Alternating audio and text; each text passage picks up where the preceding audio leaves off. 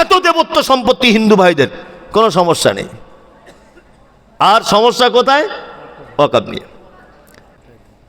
একজনে প্রশ্ন করেছেন, আমাদের দক্ষিণ দিনাজপুরে কিছু কিছু মসজিদ, মাদ্রাসা, ঈদগাহ, কবরস্থান সরকারের অধীনে, আমরা এ ব্যাপারে খুব আতঙ্কিত এবং এ ব্যাপারে কিছু বলেন। দেখুন ভাই, এ ব্যাপারে আপনিও যা বুঝতে পারছেন, জানতে পারছেন, আমিও তাই। আপনি যেমন কষ্ট পাচ্ছেন, আমিও তেমন কষ্ট পাচ্ছি। কিন্তু আমি এতটুকু কথা আপনাদেরকে বলবো, এখানে শায়েখরা বসে আছেন, এতটুকু কথা বলবো। কি কথা? আল্লাহ নবী সাল্লাল্লাহু আলাইহি ওয়াসাল্লামের একটি স্মরণ করিয়ে দিই ঘটনা দিয়ে। মক্কাতে 13 বছর ছিলেন। কত বছর? 13 বছর। এত অত্যাচার সাহাবীদের উপরে, এত অত্যাচার। সাহাবীরা দল দল আল্লাহ নবীর কাছে আসছেন, এসে বলছেন, আল্লাহ রাসূল একটু দোয়া করুন, একটু দোয়া করুন, আপনি একটু দোয়া করুন, আমরা তো মারা পড়ে যাব। আল্লাহ রাসূল বলছেন, শোনো, এটা সামান্য ব্যাপার। এর আগে বনী ইসরাইলদের নবীদেরকে করাতে করে মাথা চিড়ে দেওয়া হয়েছে, লোহা চিরুনি করে তাদের মাথার চামড়া ছাড়িয়ে নেওয়া হয়েছে। একটু ধৈর্য ধরো, ধৈর্য ধরো, সোনালি দিন আসবেই, আসবে। মুহাম্মদ সাল্লাল্লাহু আলাইহি ওয়াসাল্লাম অপেক্ষা করেছিলেন, সোনালি দিন আজকে সেখানে এসছে না আসেনি? এসছে। আমরা জানি বর্তমান যিনি সরকার ভারতবর্ষের, ইনি মুসলিমদের চরম শত্রু। স্বরাষ্ট্রমন্ত্রী, যারা দেখতে যাদেরকে পাচ্ছেন, আপনারা সবই তো বুঝতে পারছেন, জোর করে এই যে ওয়াকফ সম্পত্তিগুলো জোর করে নিয়ে নেওয়া হলো। আমি ওই জন্য একটা কথা বলি, যে সারা ভারতবর্ষে ব্রিটিশরা শাসন করেছে 180 থেকে 190 বছর। ব্রিটিশরা এদেশে যে সর্বনাশ করেছে, তার থেকে বেশি সর্বনাশ করেছে নরেন্দ্র মোদী সরকার। যদি বলছেন কেন, আপনারা জানেন যে এই যে ওয়াকফ সম্পত্তিটা ব্রিটিশ পিরিয়ডেও ছিল। সম্পত্তিটা কখন? সেই মোগল পিরিয়ড থেকে চলছে। ওয়াকফ করা, আল্লাহ রাস্তায় দান করা জমি জায়গা। তারপরে আমাদের শাসন ছিল 1000 বছরের কাছাকাছি। আমাদের শাসন চলে যাওয়ার পরে চলে এলো ব্রিটিশরা শাসন করলে দেশ, তখনও পর্যন্ত ওয়াকফ সম্পত্তির নড়চড় হয়নি। 1947 সালে 15ই আগস্টে যখন এই দেশ ব্রিটিশদের কাছ থেকে স্বাধীনতা লাভ করলো, তখনও পর্যন্ত সম্পত্তি ওয়াকফের নষ্ট হয়নি। কি বললাম বুঝলেন? 1947 থেকে 1957 সালে এসে কংগ্রেসের পিরিয়ডে ওয়াকফ সম্পত্তিকে একটা বোর্ডের মাধ্যমে নিয়ন্ত্রণ করার কথা ঘোষণা করা হলো 1957 সালে, যে এটা একেবারে এলোমেলোভাবে না থেকে 1957 সালে কংগ্রেসে একটা আইন পাস করলো যে এটা একটা বোর্ড দ্বারাতে পরিচালনা করা হোক। 1957 সাল থেকে আর 2023 সাল পর্যন্ত ওই বোর্ড দ্বারাতেই চলে আসছিল। তারপরে পড়ে গেল শকুনের চোখ, নরেন্দ্র মোদী সরকার। কি বললাম বুঝলেন? আর নরেন্দ্র মোদী সরকার এমনি একটু পরের জিনিস পছন্দ করে বেশি। নিজের বইয়ের পাত্তা নেই, হাসিনাকে নিয়ে বসে আছে। ও এমনি পরের জিনিসের উপরে লোভ বেশি আর কি, ও নিজের জিনিস পছন্দ করে না। কি বললাম বুঝলেন না? এত দেবত্ব সম্পত্তি, অসুবিধা নেই, কিচ্ছু অসুবিধা নেই। এত দেবত্ব সম্পত্তি হিন্দু ভাইদের, কোনো সমস্যা নেই। আর সমস্যা কোথায়? ওয়াকফ নিয়ে। আসলে ওয়াকফ নিয়ে সমস্যা কেন জানেন? আমি একটা উদাহরণ দিই বারবার। মুসলিমদের নিয়ে নরেন্দ্র মোদীর এত মাথা খারাপ কেন জানেন? সেটা কি আপনারা জানেন যে জঙ্গলে অনেক প্রাণী থাকে না? আচ্ছা বলুন তো, বাঘ কোন প্রাণীর গোস্ত খেতে পছন্দ করে? হরিণ। অথচ গরুর গোস্তও খায়, ও মহিষের খায়। হরিণের প্রতি টার্গেট কেন? ওর মাংস খুব টেস্টফুল, খুব পুষ্টিকর, নরম, সুস্বাদু। তা নরেন্দ্র মোদী সরকার এমন, এদেশের মাটিতে হিন্দু, মুসলিম, যৌন, খ্রিস্টান, আদি মানে ইহুদি, হাঁড়ি, চুয়ার, চামার, বাগদি, ছুতোর, মেতর সবাই আছে। কারও টার্গেট নেই, টার্গেট মুসলমানদের। কেন? এরা তোমার কি সর্বনাশ করেছে? কি সর্বনাশ করেছে? তার মানে ও জানে যে এদের কাছে যে মাল আছে এ মাল ভারতবর্ষে অন্য কোনো জাতির কাছে নেই। কি বললাম বুঝতে পারছেন না? ওই জন্য ওয়াকফ সম্পত্তি রাজ্য সরকার বলেছিলেন যে আমি হতে দেবো না, কিন্তু উনি তো কথা রাখতে পারেননি। যাক, আমি রাজনৈতিক কথা বলবো না। এক কথাতে একটা ভেবে নেন, কি তৃণমূল, কি সিপিএম, কি কংগ্রেস, কি বিজেপি, কি কেউ কোনো দল মুসলিমদের পক্ষে কেউ নেই। এটা শেষ কথা শুনে রাখুন। কি বলছি বুঝতে পারছেন না? আমাদের পক্ষে কেউ নেই। আমরা আজকে ভারতবর্ষ অসহায়। আমাদের একটাই কথা বলবো, ধৈর্য ধরুন, ধৈর্য ধরুন, সবর করুন, সবর করুন। আল্লাহ নিশ্চয়ই জালেম সরকারের কাছ থেকে আমাদেরকে পরিত্রাণ দেবে ইনশাল্লাহ। ধৈর্য ধরুন। ফলাফল খুব ভালো নয়, খুব খারাপের দিকেই। বাংলাদেশকে নিয়ে আমরা শিক্ষা গ্রহণ করেছি। কিছুদিন আগে নেপালের কি অবস্থা দেখতে পেয়েছেন। সময় হয়ে এসেছে নরেন্দ্র মোদীর ওই রকম অবস্থা হওয়ার। ধৈর্য ধরুন। তবে ভারতবর্ষে কোনোদিন এই অবস্থা হবে না। শিক্ষিত মানুষরা বুঝতে পারছেন যে স্বাধীনতা সংগ্রামী যারা, বাদল, বিনয়, প্রফুল্ল, ক্ষুদিরাম, ভালো করে বুঝবেন, এরা যেমন একদিকে স্বাধীনতা সংগ্রামী ছিল, আর একদিকে কিন্তু মাওলানা আশফাকুল্লাহ খান, ইসমাইল অমৃতসরী, মীর নিসার আলী, অনেক মুসলিমরাও ছিল। তার মানে হিন্দু মুসলিম যৌথ উদ্যোগে ব্রিটিশদেরকে দেশ ছাড়াতে আমরা সক্ষম হয়েছিলাম। হ্যাঁ, প্রথম সারি। মানে নরেন্দ্র মোদী সরকার জানে যে হিন্দু মুসলিম এক হয়ে যদি 180 বছরের ক্ষমতা যদি ভেঙে দিতে পারে, তাহলে এখন যদি হিন্দু মুসলিমের এক যদি রাখা যায়, তাহলে আমারও গদি উল্টে দিবে। ওই জন্য হিন্দু মুসলিম সবসময় বিভেদ সৃষ্টি করে রেখে দিয়েছে, যাতে এরা কখনো এক না হতে পারে। কি বলছি বুঝতে পারছেন না? কখনো যদি এক হয়ে যেতে না পারে।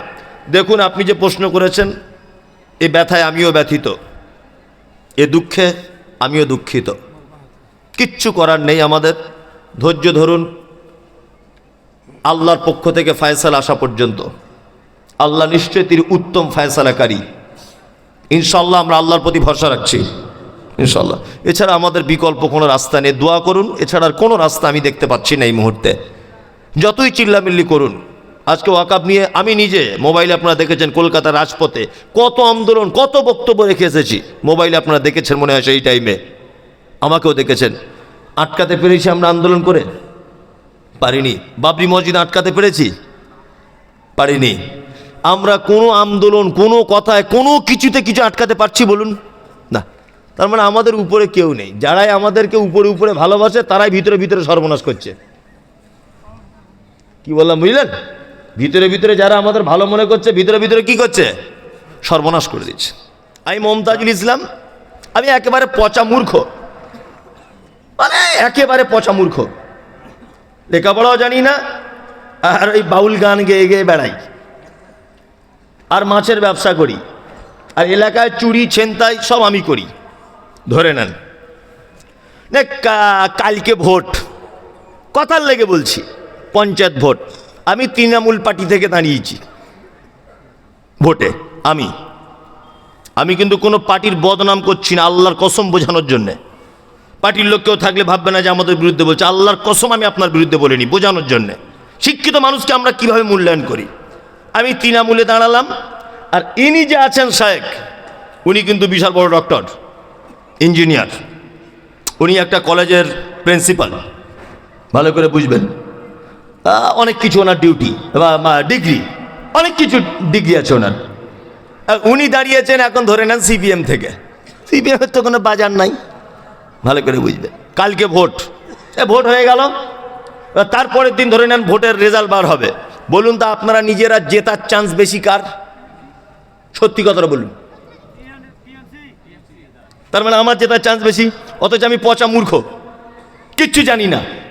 না আমি জিতে গেলাম, ও কিন্তু শিক্ষিত জিততে পারলো না, কারণ ওর বাজার কম, তাই না?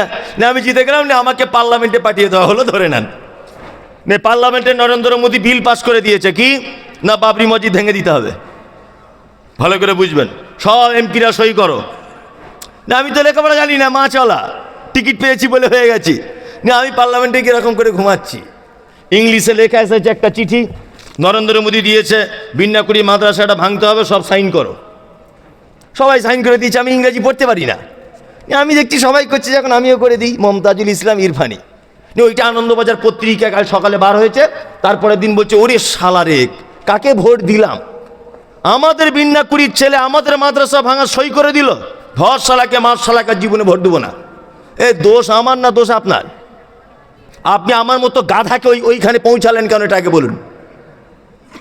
আমার মতো এই লোকটাকে আপনি ওই জায়গা পর্যন্ত যাওয়ার সুযোগ করে দিলেন কেন? সরকার যত ক্ষতি করুক, রাজ্য সরকার হোক, কেন্দ্রের সরকার হোক, যে ক্ষতি করুক না কেন, এর জন্য আপনি দায়ী, আপনি নিজে দায়ী। এই ক্ষতির ব্যাপারে আপনি পর্যন্ত ভোট দিয়েছেন, আর এখন আপনি চিল্লাচ্ছেন যে আমাদের সব শেষ করে দিল। এখন কেন চিল্লাচ্ছেন আপনি? ভোট দেওয়ার সময় তখন দেখে দেননি কে যোগ্য প্রার্থী আর কে যোগ্য প্রার্থী নয়, কে যোগ্য লোক আর কে অযোগ্য লোক, এটা যাচাই বাছাই করার দরকার ছিল কি ছিল না? জাতি যতদিন পর্যন্ত শিক্ষিত মানুষকে না প্রাধান্য দিবে, জাতি কোশ্চিনকালে কোনোদিন সফলতা পেতে পারে না, কোনোদিন পেতে পারে না। আমি দেখতে পাই সমাজ ব্যবস্থা কেমন, শিক্ষিত মানুষেরা, হাই এডুকেটেড, জলসাতে তারা দেখছি নিচে চটে বসে আছে, আর টাকা বেশি হয়েছে বলে এরকম লোককে দেখছি স্টেজে বসে আছে সব চেয়ারে। আমি নিজে দেখতে পাই এগুলো অনেক জলসাতে। শিক্ষিত লোক, দামি লোক, সমাজের যোগ্য ব্যক্তি, ওনাকে দেখতে পেয়েছি চটে বসে আছে, অথচ এক কলম লেখাপড়া তো দূরের কথা, নাম লিখতেও পারে না। ও দেখছি প্রধান অতিথি, অমুক তমুক হাবি যাবি, একদম স্টেজ জুড়ে বসে আছে 17 জন সিকিউরিটি নিয়ে। কি অবস্থা বুঝতে পারছেন না? প্রধান এসআইআর এর ফর্ম ফিল আপ করতে পারে না। কি বুঝলেন? প্রধান এসআইআর এর ফর্ম ফিল আপ করতে পারে না প্রধান। আমি কিন্তু কোনো পার্টি টাটির নাম করিনি, আমি শিক্ষিত আর অশিক্ষিতর ব্যাপারটা বোঝাচ্ছি কিন্তু বারবার। প্রধান এসআইআর এর ফর্ম ফিল আপ করতে জানে না। গ্রাম পঞ্চায়েত, আল্লাহর কসম বলছি, টিপসই দেয়, আল্লাহর কসম করে বলছি। পঞ্চায়েত গ্রামের প্রতিনিধি, গ্রামের একজন রানিং মেম্বার, ও টিপসই দিচ্ছে, আর ওর বউ বলছে নিচে লেখো, আব্দুল্লাহ নিচে লেখো। বলছে আমি তো পারি না, নতুন কলম লাগবে, পুরাতন কলমে হবে না। তাহলে এদেরকে আমরা যদি সমাজের দায়িত্ব দিই, তাহলে এদের থেকে আর বেশি কিছু আশা করতে পারি? পারি না। তার মানে সমাজে যত অন্যায় হচ্ছে এর জন্য আপনি দায়ী, কেউ দায়ী নয়, কেউ দায়ী নয়, আপনি নিজে দায়ী। কি বললাম বুঝতে পারছেন? আপনি নিজে দায়ী। আপনি তাকে ওই পর্যন্ত পৌঁছানোর সুযোগ করে দিলেন কেন? আপনি তো জানেন ও কিচ্ছু বোঝে না, আপনি ওই জায়গা পর্যন্ত তাকে দিলেন কেন? আল্লাহু আকবার। আর আমার উপরে এমনিতে মানুষ খুব বেশি রাগ করে, বুঝলেন তো? মোবাইল খুললে শুধু মমতাজুল ইসলাম, ধর ওকে, মার ওকে, ও আমাদের বিরুদ্ধে বলে, আমাদের এই করে তাই করে, মানে মমতাজুল আর মমতাজুল। আমি যে কি সর্বনাশ করি, অথচ কিছুই নয়। দেখুন আপনার কাছে বাস্তব কিছু কথা বলছি। আমি জানি রাজনীতির টিকিট না পেলে লোক অন্য রাজনীতি করে। আমি এখন যদি মমতা ব্যানার্জির পার্টি করি, এবছরে যদি আমাকে টিকিট না দেয়, আমি দল ছেড়ে দিয়ে কংগ্রেসের টিকিট দিলে তার দলে যাব। এটা হয় কি হয় না? কারণ কি বলুন তো, রাজনীতিতে কিছু পয়সা করির ব্যাপার আছে। আমাদের আবার কিছু বয়স্ক লোক, তাদের খুব রাগ। ও আগে সেক্রেটারি ছিল মসজিদের, এখন বাদ দেওয়া হয়েছে বলে ওই মসজিদে আর নামাজ পড়ে না, ওই মসজিদ পার হয়ে অন্য মসজিদে যায়। রব্বানা আতিনা ফিদ দুনিয়া হাসানা ওয়া ফিল আখিরাতি হাসানাতাও ওয়া কিনা আযাবান নার। আমিন। রব্বানা ظلمنا أنفسنا وإن لم تغفر لنا وترحمنا لنكونن من الخاسرين آمين اللهم صل على محمد وعلى آل محمد كما صليت على إبراهيم وعلى آل إبراهيم إنك حميد مجيد اللهم بارك على محمد وعلى آل محمد كما باركت على إبراهيم وعلى آل إبراهيم إنك حميد مجيد آمين رب اشرح لي صدري ويسر لي أمري واحلل عقدة من لساني يفقهوا قولي ربي زدني علما وقال الله تعالى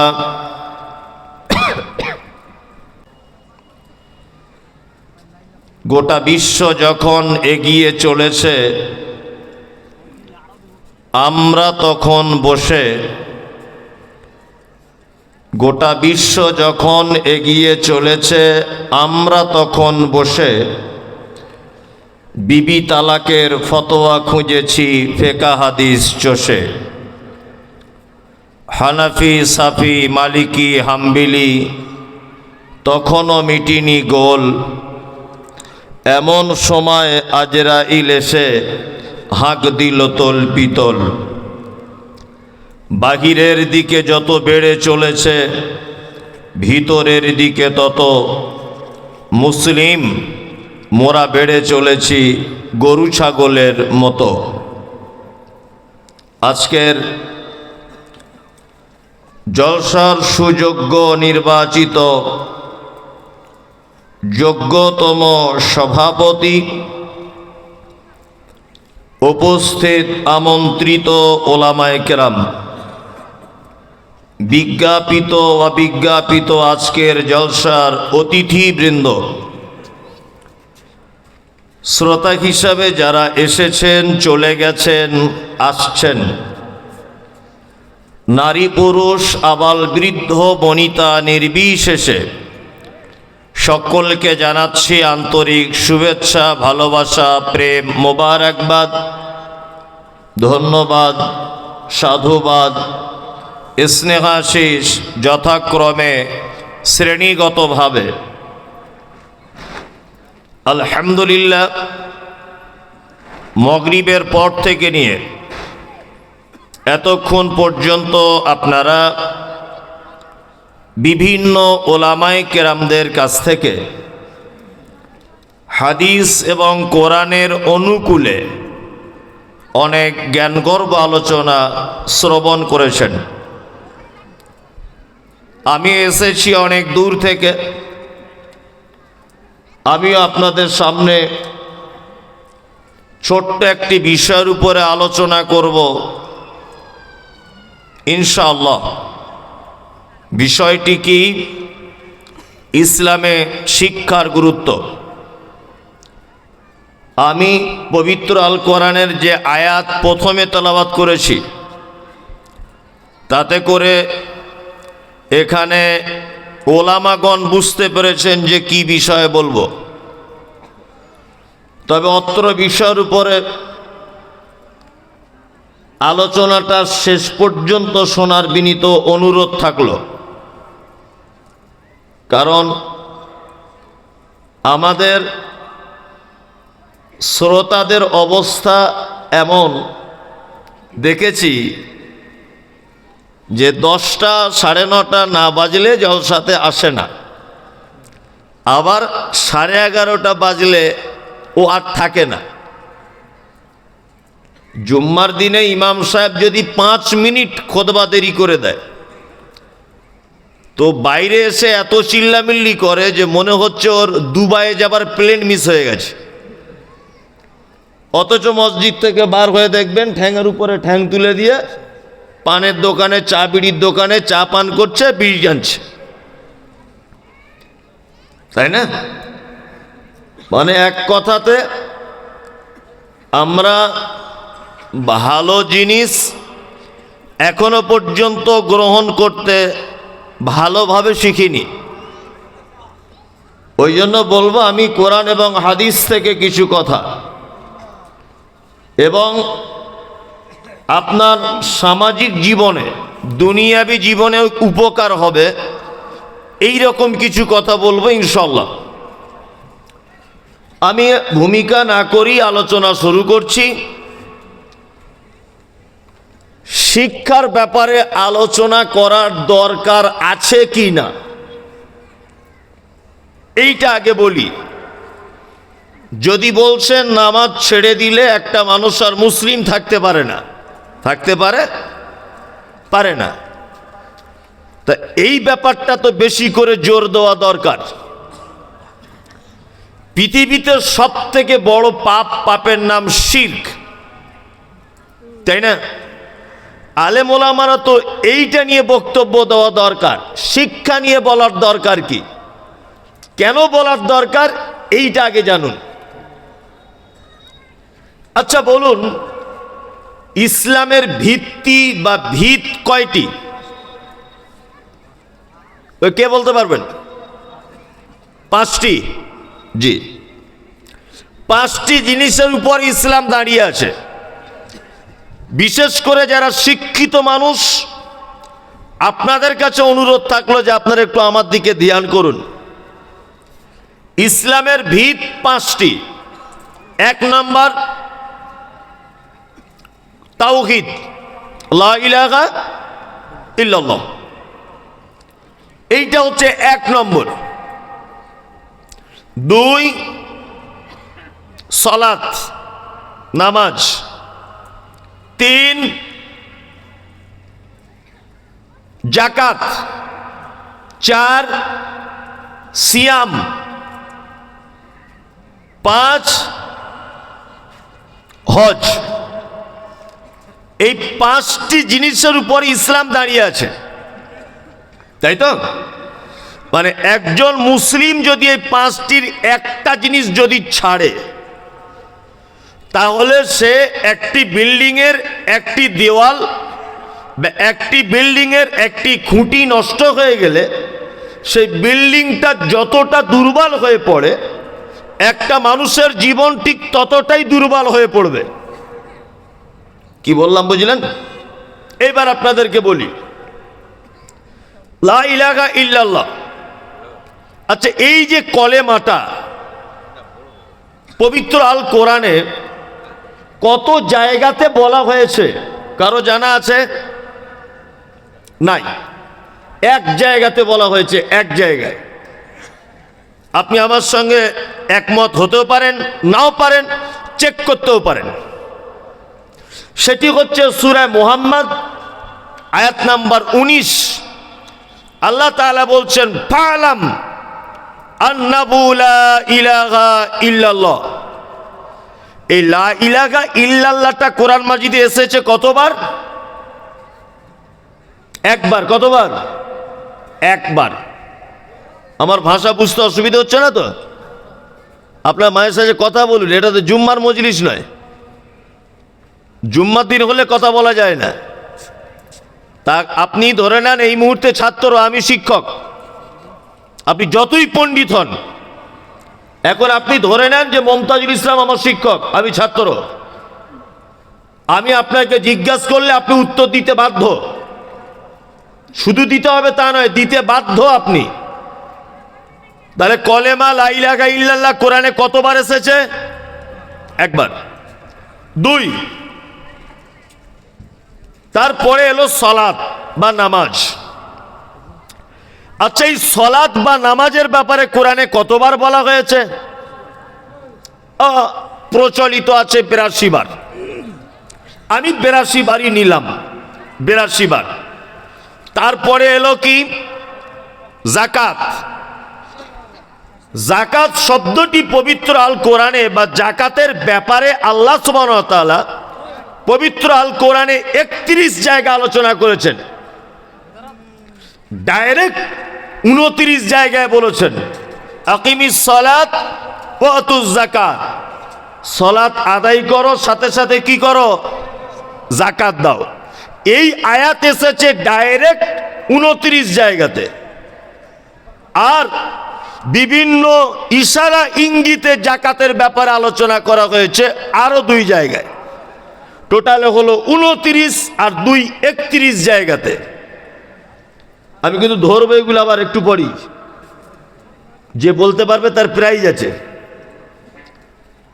নাম্বার 4, তারপরে এলো সিয়াম বা রোজা। এই সিয়াম শব্দটা পবিত্র আল কোরআনে 11 জায়গাতে এসেছে। কত জায়গায়? 11। তারপরে এলো হজ। ও হজ শব্দটা পবিত্র আল কোরআনে বা হজ সংক্রান্ত বিষয় আল্লাহ সুবহানাহু ওয়া তাআলা আলোচনা করেছেন 11 বার। তাহলে এই 5টা জিনিসের ভিতরে সব থেকে বেশি ব্যবহার কোন জিনিসটা? নামাজ। দ্বিতীয় কে আছে? যাকাত, তাই না? আর কলেমা 1 বার, সিয়াম 11 বার, হজ 11 বার।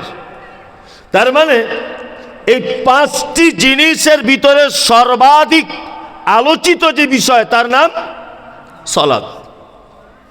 এটা আপনারা জেনে গেলেন। এবার একটা জিনিস জানুন,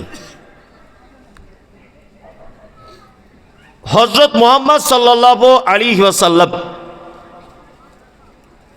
হযরত মুহাম্মদ সাল্লাল্লাহু আলাইহি ওয়াসাল্লাম, তার আগে একটা কথা বলে দিই, শিক্ষা অর্জন করতে হবে। শিক্ষার গুরুত্ব যারা জানে না আর যারা জানে এদের ডিফারেন্স। যারা জানে তারা কতটা ভাগ্যবান, যারা জানে না তারা কতটা হতভাগা। শিক্ষা সম্পর্কে পবিত্র আল কোরআনে আয়াত আছে প্রায় 750টার কাছাকাছি। কটা? 750টার কাছাকাছি আয়াত আছে শুধু শিক্ষা অর্জন করার ব্যাপারে। নামাজ 82 বার। আর তাহলে শিক্ষার ব্যাপার বেশি না কম? অনেক অনেক গুণে বেশি। বেশি না? বেশি। কিন্তু আমাদের বক্তা বলুন, আলেম ওলামা বলুন, আমরা বেসিক কিছু জিনিস দিয়ে আলোচনা করি। ভাইরা নামাজ পড়ো, তাছাড়া জান্নাত যাওয়া যাবে না। ধান হয়েছে 30 বস্তা, তাড়াতাড়ি করে ওষুধ দিয়ে দাও, তাছাড়া জান্নাতে যাওয়া যাবে না। তোমার বেটারা তো কাশ্মীরে অনেক টাকা ইনকাম করে, টাকা অনেক বড় হয়েছে, অনেক জমি জায়গা কিনেছো, 2 তলা বাড়ি করেছো, ভাইরা আমার তাড়াতাড়ি করে একবার হজ করে নাও। এইসব বক্তব্য, এইসব বক্তব্য না? তার মধ্যে আমিও শুধু আমরা এই বক্তব্য দিয়ে চলে গেলাম। আর 750 জায়গায় যে বিষয়ে আলোচনা করা হয়েছে সেই ব্যাপারে আলোচনা নেই, কোনো আলোচনা নেই। ওই জন্য আমি এখন থেকে নিয়ত করে নিয়েছি, আজ থেকে আরো 15 দিন আগে, যে জাতিকে শুধু শিক্ষার ব্যাপারেই আলোচনা করে যাব। যত রকমের আমার জানা আছে শিক্ষার ব্যাপারে, কোরআনে যত জায়গায় শিক্ষার ব্যাপারে আলোচনা আছে সেখান থেকে নিয়ে জাতির কাছে পেশ করব। দেখি জাতিকে বোঝানো যায় কিনা। মুহাম্মদ সাল্লাল্লাহু আলাইহি ওয়াসাল্লাম যে জায়গাতে জন্মগ্রহণ করেছিলেন, আচ্ছা এই জায়গাটার নাম কি বলুন? কোথায়? বলছে বেনিয়াকুড়ি। মানে আন্দাজে বলে দিয়েছে। আমি জিজ্ঞেস করছি আল্লাহর নবী কোথায় জন্ম নিয়েছে? বলছে বেনিয়াকুড়ি। আস্তাগফিরুল্লাহ। একটু ভেবে বলো। তার মানে আমার কথা শুনছে না, ও নয় মোবাইল দেখছে আর নয় বাড়ির টেনশন করছে। এই মুহাম্মদ সাল্লাল্লাহু আলাইহি ওয়াসাল্লাম জন্ম নিয়েছিলেন কোন জায়গায়? মক্কা। আল্লাহর নবী যে সময়টায় জন্মগ্রহণ করেছিলেন ওই সময়টির নাম হচ্ছে আইয়ামে জাহেলিয়াত, অর্থাৎ বর্বরতার যুগ। বর্বরতা কেমন ছিল? নারী এবং পুরুষের উভয়ের একটা যৌবনের চাহিদা আছে, শারীরিক চাহিদা আছেই। একটা পুরুষের তখন শারীরিক চাহিদা মেটানোর জন্য সে তার মাও হতে পারত, তার বোন হতে পারত, তার বেটি হতে পারত, তার ফুফু হতে পারত। ওটা তাদের কাছে কোনো ব্যাপারই ছিল না। মানে বাপ তার বেটির সঙ্গে শারীরিক সম্পর্ক করত। এত জঘন্যতম পরিবেশ ছিল তখন। মানুষ মারা যাবার পর এই যে মাথার মগজটাকে বার করে মাথার কুলিটাতে মদ রেখে তারা মদ পান করত। কি বললাম বুঝলেন? তখনকার দিনে 4টি পাপ ছিল সব থেকে ভয়ঙ্কর পাপ। কটি পাপ? 4টি। আলেম ওলামারা এই বক্তব্যটা শোনার জন্য বিনীত অনুরোধ করছি। আপনি আবার অন্য জায়গায় দিবেন এই বক্তব্যটা, এটা আপনাকে আমি বলে দিয়ে যাচ্ছি। 4টি পাপ সেই সময় বড় ছিল। এক নম্বর বড় পাপ ছিল ব্যভিচার। দুই নম্বর বড় পাপ ছিল চক্রবৃদ্ধি হারে সুদ। 3 নম্বর বড় পাপ ছিল মদ পান করা। 4 নম্বরে বড় পাপ ছিল গোত্তরীয় ঝামেলা, এই বংশের লোকের সাথে ওই বংশের মারামারি। আলেমরা জানেন আউস আর খাজরাজ বলে 2টি গোত্তরে একটা উটকে পানি পান করানোকে কেন্দ্র করে 100 বছর তারা যুদ্ধ করেছে। একটা উট, মোল্লা গোত্রের মানুষ ফুরকান গোত্রের কূপে পানি খেয়ে নিয়েছে উটটা, এই নিয়ে মারামারি লেগে গেছে, সামান্য ব্যাপার নিয়ে মারামারি। তাহলে তখন 4টে প্রধান পাপের কথা আপনাদেরকে বললাম। এইবার আপনাদেরকে একটা কথা বলি, সেটা কি? আল্লাহ নবী সাল্লাল্লাহু আলাইহি ওয়াসাল্লাম ছোট থেকে তিনি ছিলেন কোমল হৃদয়ের মানুষ, নরম হৃদয়ের। তিনি ছিলেন মিষ্টভাষী, তিনি ছিলেন পর উপকারী, তিনি ছিলেন এতিম অসহায়দের ভরসা পাওয়ার মতো একজন মানুষ। প্রথম থেকেই তিনি এই অন্ধকারে নিমজ্জিত জাতিকে আলোর দিকে আনার জন্যে একটা সংগঠন তৈরি করেছিলেন। সংগঠনটির নাম দিয়েছিলেন হিলফুল ফুজুল।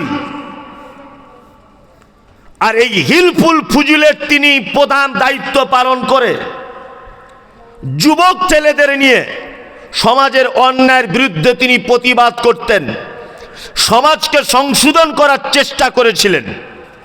কাদের নিয়ে? যুবকদের নিয়ে। এখানে আর একটা জিনিস জেনে রাখবেন, মুহাম্মদ সাল্লাল্লাহু আলাইহি ওয়াসাল্লাম লেখাপড়া জানতেন, আক্ষরিক জ্ঞান ছিল? ছিল না। এই যখন যুবকদেরকে নিয়ে সমাজের অন্যায়ের বিরুদ্ধে তিনি প্রতিবাদ করতে লাগলেন, আর এর মাঝখানে মক্কা থেকে 3.5 কিলোমিটার দূরে একটি পাহাড়, জাবালে নূর তার নাম, তার গুহার উপরে উঠে, গুহাটির নাম গারে হীরা, এই গুহার উপরে উঠে আল্লাহর ধ্যান করতেন। একদা জিবরিল আমিন এলেন, আসার পরে বলছেন ইকরা, আপনি পড়ুন। মুহাম্মদ সাল্লাল্লাহু আলাইহি ওয়াসাল্লাম বলছেন আমি পড়তে জানি না। জিবরিল আমিন আল্লাহ নবীকে সিনার সঙ্গে চাপ দিলেন, চাপ দেওয়ার পরে বলছেন আপনি পড়ুন। পড়তে জানি না। আবার ধরে চাপ দিলেন, পড়ুন। তখন মুহাম্মদ সাল্লাল্লাহু আলাইহি ওয়াসাল্লাম বলছেন ইকরা বিইসমি রাব্বিকাল্লাযী খলাক, খলাকাল ইনসানা মিন আলাক, ইকরা ওয়া রাব্বুকাল আকরাম। 5টি আয়াত অবতীর্ণ হয়ে গেল। বলুন এবার আপনাকে আমি প্রথমকার প্রশ্নটা করছি, মক্কায় কটা পাপ ছিল? 4টা। আল্লাহ তো প্রথমে আয়াত অবতীর্ণ করতে পারতেন, নবী মদ হারাম জাতিকে বলে দেন, চক্রবৃদ্ধি হারে সুদ হারাম এটা আপনি জাতিকে বলে দেন, ব্যভিচার হারাম এটা আপনি জাতিকে বলে দেন, গোত্রতে ঝামেলা এটা হারাম মানুষদেরকে বলে দেন। আল্লাহ তাআলা এই আয়াত অবতীর্ণ না করে মুহাম্মদ সাল্লাল্লাহু আলাইহি ওয়াসাল্লামকে বলছেন ইকরা, আপনি আগে পড়াশুনো করুন, আপনি পড়ুন। তার মানে অত্তর ঘটনা থেকে বুঝতে পারা যায়, একটা জাতিকে যদি আপনি পরিবর্তন করতে চান, একটা কমিউনিটিকে যদি আপনি সত্যর দিকে নিয়ে আসতে চান, একটা গ্রামকে যদি আপনি অন্ধকার থেকে আলোর দিকে নিয়ে আসতে চান, একটা পরিবারকে যদি আপনি শুধরে দিতে চান, একটা দেশকে যদি আপনি পরিবর্তন করতে চান, তাহলে সব থেকে বড় যে বিষয় সেটা হচ্ছে সেই জাতিকে শিক্ষার ব্যাপারে এগিয়ে আসতে হবে। আল্লাহ নবী সাল্লাল্লাহু আলাইহি ওয়াসাল্লাম তখনকার দিনে সংগঠন তৈরি করেছিলেন সমাজ পরিবর্তন করার। আল্লাহ তাআলা মুহাম্মদ সাল্লাল্লাহু আলাইহি ওয়াসাল্লামকে বলছেন, আপনি সমাজ পরিবর্তন করার চিন্তা ভাবনা করছেন, কিন্তু আপনি লেখাপড়া জানেন না, যে ওই জন্য আগে পড়াশুনো করুন। তার মানে একটা জাতিকে পরিবর্তন করতে গেলে কি লাগবে? শিক্ষা। শিক্ষা ছাড়া কোনো জাতির পরিবর্তন আসতে পারে না, কোনো জাতির পরিবর্তন আসতে পারে না। শুনুন, অত্তর ঘটনা থেকে দুটো শিক্ষা নেন। আল্লাহ নবী সাল্লাল্লাহু আলাইহি ওয়াসাল্লাম সমাজ পরিবর্তন করার জন্য সর্বপ্রথম যে সংগঠন তৈরি করেছিলেন কাদের নিয়ে? কাদের? যুবকদের। মুসলিম সমাজের কোনো উন্নতি নেই কেন জানেন? কেন জানেন? আমাদের মাদ্রাসাগুলোর উন্নতি নেই কেন? আমাদের মসজিদের উন্নতি নেই কেন? আমাদের সমাজ ব্যবস্থার উন্নতি নেই কেন? আমাদের ঈদগাহের উন্নতি নেই কেন? আমাদের পাড়া গ্রামের অসভ্যতা ছেয়ে গেছে কেন? গ্রামগঞ্জে অন্যায় বেশি হচ্ছে কেন? তার একটাই কারণ, যে আমরা সমাজ পরিবর্তন করার, সমাজকে ডেভেলপ করার যে পদ্ধতি অবলম্বন করছি, এ পদ্ধতি 100% ভুল। যদি বলছেন তাহলে ঠিক কি? এই দেখুন, মসজিদের সেক্রেটারি কে হবে?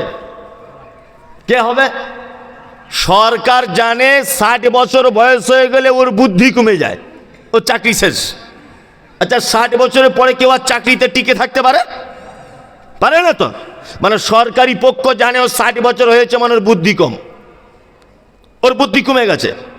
তুমি বরঞ্চ 60,000 টাকা বাড়িতে বসে পেনশন পাও, তবুও ভালো, স্কুলে এসে ছাত্রদের সর্বনাশ করো না। ওই জন্য দেখবেন সরকার মাস্টারকে রিটায়ার করে বাড়ি পাঠিয়ে দেয়, বসে বসে অর্ধেক বেতন দেয়, তবু স্কুলে আসতে দেয় না। কি বললাম বুঝলেন? তার মানে 60 বছর বয়স হয়ে গেলে একটা মানুষ চোখে কম দেখে, স্মৃতিশক্তি কমে যায়, কথাবার্তা খারাপ হয়, মেজাজ হারিয়ে ফেলে, যোগ্যতা কমে যায়, সব কিছু তার কমে যায়। কমে যায় কি যায় না? যায়। ও রিটায়ার করে স্কুল মাস্টার বাড়ি এসেছে, নিয়ে গ্রামে মিটিং ডেকেছে, বলছে মসজিদের কমিটি হবে। সবাই বলছে আমাদের হেডমাস্টারকে করে দাও। আর ওর তো বুদ্ধি কমে গেছে বলে চাকরি চলে গেছে, ওর তো বুদ্ধি নেই। ওকে দায়িত্ব দিয়ে দিয়েছে মসজিদের, ওকে দায়িত্ব দিয়ে দিয়েছে মাদ্রাসার। এই মমতাজুল ইসলাম বলছে, শুনুন, 50 বছর হয়েছে, 60 বছর হয়েছে, আপনি দায়িত্বর খাতা জমা দিয়ে দেন। আপনি নিজে উদ্যোগ গ্রহণ করে বলুন, গ্রামের 10 জন যুবক ছেলেকে দায়িত্ব দেওয়া হোক মাদ্রাসা, মসজিদ, ঈদগাহ। আমার এখন বুদ্ধি কমেছে, আমরা তাদের পরামর্শ দেব সিনিয়র হিসাবে, কিন্তু কাজের দায়িত্বে থাকবে কে? গ্রামের যুবক ছেলে। মুহাম্মদ সাল্লাল্লাহু আলাইহি ওয়াসাল্লাম সমাজ পরিবর্তন করার জন্য সর্বপ্রথম তিনি যুবকদেরকে ভূমিকায় দিয়েছিলেন। আর আমাদের সমাজ দিনে 20 বার অজু ভেঙে যায়, তাকে দিয়েছে বড় পদে। ও কি করবে? ও কি করবে? যুবক ছেলেদেরকে দায়িত্ব দেন। আর যুবক ছেলেদের দায়িত্ব দিলে কত কাজ হবে দেখুন। আপনাদের এখানে হয় কি জানি না, আপনাদের গ্রামে মাঠে ঘাটে, বল খেলার মাঠে ফুটবল ক্রিকেট টুর্নামেন্ট হয়, 16 দলীয় 8 দলীয় হয় না? আমার কলকাতাতে দেখেছি যে পাড়া গ্রামে যখন ফুটবল খেলার ম্যাচ হয়, কলকাতা থেকে সব এইটুকুটুকু প্যান্ট পরা মেয়ে ছেলে ভাড়া করে আনে। কি বললাম বুঝলেন? তা ধরে না আপনাদের গ্রামে ওই রকম খেলা হচ্ছে, একটা করে গোল হচ্ছে, তারা ঝুমঝুমি বাজিয়ে ড্যান্স করছে, আর ওর বাপও দেখছে, বেটাও দেখছে, বলছে সাংঘাতিক নাচ। বাপ বেটা দুজনাই বলছে সাংঘাতিক ড্যান্স। আচ্ছা বলুন তো, এই ফুটবল টুর্নামেন্টগুলো করে কারা? বুড়োরা না যুবকেরা? যুবকেরা, যুবকেরা।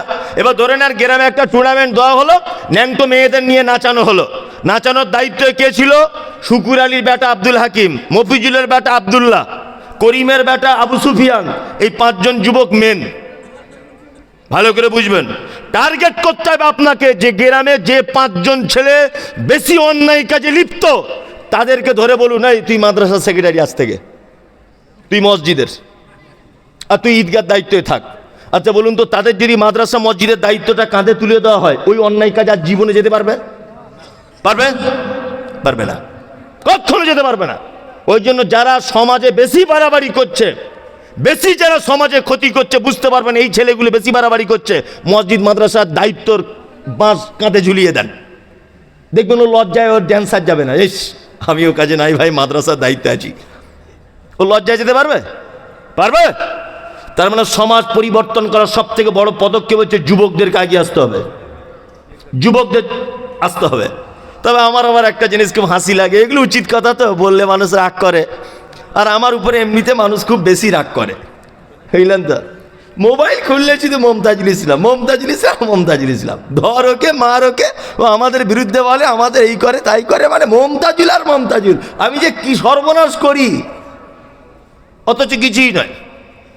দেখুন আপনার কাছে বাস্তব কিছু কথা বলছি, আমি জানি রাজনীতির টিকিট না পেলে লোক অন্য রাজনীতি করে। আমি এখন যদি মমতা ব্যানার্জির পার্টি করি, এবছরে যদি আমাকে টিকিট না দেয়, আমি দল ছেড়ে দিয়ে কংগ্রেসের টিকিট দিলে তার দলে যাব। এটা হয়, হয় কি হয় না? কারণ কি বলুন তো, রাজনীতিতে কিছু পয়সা করির ব্যাপার আছে। আমাদের আবার কিছু বয়স্ক লোক, তাদের খুব রাগ, ও আগে সেক্রেটারি ছিল মসজিদের, এখন বাদ দেওয়া হয়েছে বলে ওই মসজিদে আর নামাজ পড়ে না, ওই মসজিদ পার হয়ে অন্য মসজিদে যায়। চাচা কি ব্যাপার? বলছে না আমাকে অন্যায়ভাবে বাদ দিল। তো বাদ দিলে তুমি কি বেতন পেতে? তোমার কি কোনো টাকা পয়সার লবিবাজি ছিল? বাদ দিয়েছে তো তোমার কি? বলছে মাদ্রাসা আগে দান করতাম মৌলী সাহেব 50,000 করে, যখন আমি দায়িত্ব ছিলাম, এখন আর দিই না। কেন তুমি দাও না কেন? তার মানে ওখানে কিছু মাল পেতে তুমি দাও না কেন? কেন তুমি দাও না? কেন তোমাকে মসজিদ থেকে বাদ দিয়েছে বলে তুমি কেন ওই মসজিদ আসবে না? নিশ্চয় তোমার নিয়ত খারাপ ছিল, নিশ্চয়ই তোমার ওটা লিল্লাহিয়াত ছিল না, নিয়ত তোমার খারাপ ছিল।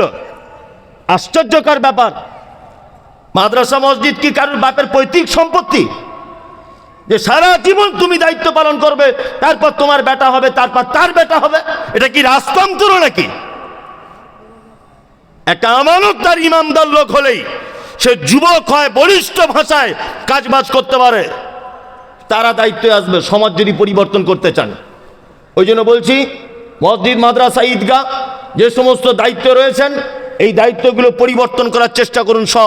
সমস্ত মুসলিম সমাজকে এটা বার্তা আমার, যুবকদের কানুন, যুবকদেরকে দিয়ে মুহাম্মদ সাল্লাল্লাহু আলাইহি ওয়াসাল্লাম সমাজ পরিবর্তন করার চিন্তা ভাবনা করেছিলেন জীবনের প্রথম। 2, শিক্ষা। শিক্ষা ছাড়া কোনো জাতির পরিবর্তন আসতে পারে কি না? কোনো জাতির পরিবর্তন আসতে পারে না। আমি আজকে একটা জিনিস অবাক হই, অবাক, আল্লাহু আকবার। কি অবাক? এই কথাটা বললে আবার এখনই সোশ্যাল মিডিয়া বিতর্কিত হবে যে আবার এইরকম বিতর্ক কথা বলছেন। আমাদের এলাকাতে জুড়ে, সারা ভারতবর্ষ জুড়ে একটা জিনিসের প্রতিযোগিতা এখন সব থেকে বেশি, কি বলুন তো?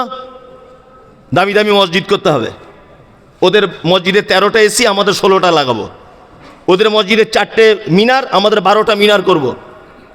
ওদের লোকাল পাথর লাগানো, আমরা রাজস্থান থেকে পাথর আনবো।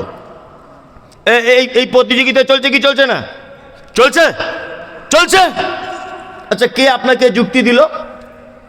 কে যুক্তি দিল? বলছে আমাদের মসজিদে খরচা হয়েছে প্রায় 1 কোটি টাকার কাছাকাছি। 1 কোটি টাকার কাছাকাছি মসজিদ করে তোমার কি লাভ হয়েছে? কি লাভ হয়েছে সেটা আগে বলো। পৃথিবীতে 3টে মসজিদে নামাজ পড়লে নেকি বেশি পাওয়া যায়। 1 কাবায়, 2 নববীতে, 3 মসজিদ আকসাতে।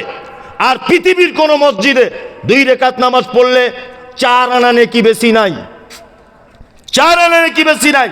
আর একটা হাদিস আছে মসজিদে কুবার ব্যাপারে, আল্লাহ নবী বলেছেন, কেউ যদি বাড়ি থেকে ওযু করে মসজিদে কুবাতে গিয়ে যদি 2 রাকাত নামাজ যদি পড়ে, একটা উমরা হজের সমান নেকি দেওয়া হবে। এই 4টে মসজিদের গুরুত্ব ছাড়া পৃথিবীর যত দামি মসজিদ আপনি নামাজ পড়েন, একই নেকি, একই নেকি। দিল্লির জামে মসজিদে যা নেকি, বিন্নাকুড়ির টিনের মসজিদে একই নেকি। মালদা সোনা মসজিদে যে নেকি, বিন্নাকুড়ির খাজুরের পাতা দিয়ে তৈরি করা মসজিদে একই নেকি। দিল্লির জামে মসজিদে নামাজ পড়লে যা নাকি, উত্তর দিনাজপুরের একটা প্রত্যন্ত গ্রাম্য এলাকায় ভাঙা টিনের মসজিদে নামাজ পড়লে একই নাকি, কোনো নাকি ডিফারেন্স নাই। আজকে জাতি কোটি কোটি টাকা খরচা করে মসজিদ নির্মাণ করছে, কম্পিটিশনে নেমেছে, অথচ বড় দুঃখ লাগে সেই মসজিদের অন্ডের একটা ভালো মক্তব নেই, বাচ্চারা কোরআন শিক্ষা করবে, ভালো মক্তবের ব্যবস্থা নেই। বলছে আমাদের কত দামি মসজিদ, তোমার মসজিদ তুমি ধুয়ে ধুয়ে খাও। ধুয়ে ধুয়ে খাও মসজিদ। আচ্ছা এবার আপনাকে বলি শুনুন, নামাজ আগে না শিক্ষা আগে বলুন? শিক্ষা। এবার বলুন নামাজ পড়া হয় কোথায়? মসজিদে। এইটা আগে না যেখানে শিক্ষার কেন্দ্র মাদ্রাসা এটা আগে? কথা বলুন। মাদ্রাসা। নামাজ আগে না শিক্ষা আগে? এটা আমি বলেছি আগে শিক্ষা। তার প্রমাণ এই দেখুন, আপনাকে প্রমাণটা দিই। আল্লাহ নবী সাল্লাল্লাহু আলাইহি ওয়াসাল্লাম দাঁড়িয়ে আছেন কোথায়? মসজিদে। ভালো করে বুঝবেন, মসজিদে একটা লোক 2 রাকাত নামাজ পড়েছে। আল্লাহর নবী নিজের চামড়ার চোখ দিয়ে দেখলেন লোকটা নামাজ পড়েছে। লোকটা নামাজ পড়ে আসার পর আল্লাহ নবী তাকে জিজ্ঞাসা করছেন, তুমি নামাজ পড়েছ? লোকটা বলছে, হ্যাঁ আমি নামাজ পড়েছি। আল্লাহ রসুল বলছেন, না তুমি নামাজ পড়োনি। লোকটা আবার গেল, আবার গিয়ে 2 রাকাত নামাজ পড়ল। আল্লাহর নবীকে এসে দাঁড়ালেন আল্লাহর নবীর সামনে। তা আল্লাহ নবী বলছেন, তুমি নামাজ পড়েছ? লোকটা বলছে, পড়েছি। আল্লাহ নবী কথা কেটে দিয়ে বলছেন, তুমি নামাজ পড়োইনি। আচ্ছা বলুন তো, আল্লাহ নবী সাল্লাল্লাহু আলাইহি ওয়াসাল্লাম নিজের চোখে দেখলেন তো এই লোকটা নামাজ পড়লো। তারপরে তিনি কি করলেন? কেটে দিলেন না যে তুমি নামাজ পড়োইনি। তার মানে বুঝতে পারা যাচ্ছে আল্লাহ নবী যদি এ কথা বলতেন, তুমি নামাজ পড়েছো, মোটামুটি হয়েছে তোমার, তবে আরো ভালো করে পড়ো, তবু একটা চান্স ছিল কি ছিল না? আল্লাহ নবী কথা কি করলেন? ডাইরেক্ট কেটে দিলেন। লোকটা নামাজ পড়েছে, আল্লাহ নবী চামড়ার চোখ দিয়ে দেখলেন। তারপর আল্লাহ নবী সাল্লাল্লাহু আলাইহি ওয়াসাল্লাম কথা উড়িয়ে দিয়ে বললেন, তুমি নামাজ পড়োনি, কারণ সাল্লু কামা রাআইতুমুনি ইউসাল্লি, সেইভাবে তোমরা নামাজ পড়ো যেভাবে মুহাম্মদ সাল্লাল্লাহু আলাইহি ওয়াসাল্লাম পড়েছেন বা তাকে পড়তে দেখেছো তোমরা। এখান থেকে বোঝা যায় আপনার নামাজের টোটাল পদ্ধতি, আপনার নামাজের টোটাল সিস্টেম, আপনার নামাজের টোটাল রুকুন, আপনার নামাজের টোটাল নিয়ম এবং পদ্ধতি মুহাম্মদ সাল্লাল্লাহু আলাইহি ওয়াসাল্লামের মতো করে আগে জানতে হবে, তারপরে নামাজ কবুল হবে, তার আগে নাই। আপনি নামাজ পড়তে গেলেন মসজিদে, আল্লাহু আকবার, এখানে হাত বাঁধলেন, চলবে? হাতটা এখানে বাঁধলে চলবে? চলবে না তো, চলবে না। তাহলে নামাজ পড়ার আগে জানতে হবে কোথায় হাত বাঁধতে হয়, পা কি করে রাখতে হয়, আমিন জোরে না আসতে, জোহরের কয় রাকাত, রুকুতে গিয়ে কি দোয়া, সেজদায় গিয়ে কি দোয়া, রুকু থেকে উঠার পরের দোয়া কি, এই শিক্ষাটা আগে অর্জন করা দরকার আছে না নেই? আছে। তার মানে শিক্ষা না থাকলে ইবাদত পর্যন্ত কবুল হবে না। কি বলছি বুঝতে পারছেন তো? এবার আপনাদেরকে বলি সেটা কি। আমরা আল্লাহ নবী সাল্লাল্লাহু আলাইহি ওয়াসাল্লামের কাছে একবার যাব। এখন আল্লাহর নবীকে দেখব তিনি শিক্ষার মর্যাদাটা কতটা দিয়েছেন। সুবহানাল্লাহ। আপনাকে বললে আপনি অবাক হবেন, এখন অবাক। আচ্ছা বলুন তো, বাড়িতে কুকুর লালন পালন করা জায়েজ না না জায়েজ? না জায়েজ। হ্যাঁ, এরা খুব মোটামুটি পিকাবে আছে, খুব জোরে জোরে বলছে না জায়েজ, তাই তো?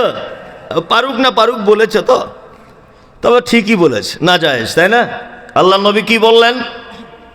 আল্লাহ নবী সাল্লাল্লাহু আলাইহি ওয়াসাল্লাম বললেন, কেউ যদি ইচ্ছাকৃত বাড়িতে যদি কুকুর লালন পালন করে, প্রত্যেক দিন সকালে তার আমলনামা থেকে 2 কেরাত অর্থাৎ 2টি উহুদ পাহাড়ের সমান নেকি মাইনাস করে দেওয়া হবে।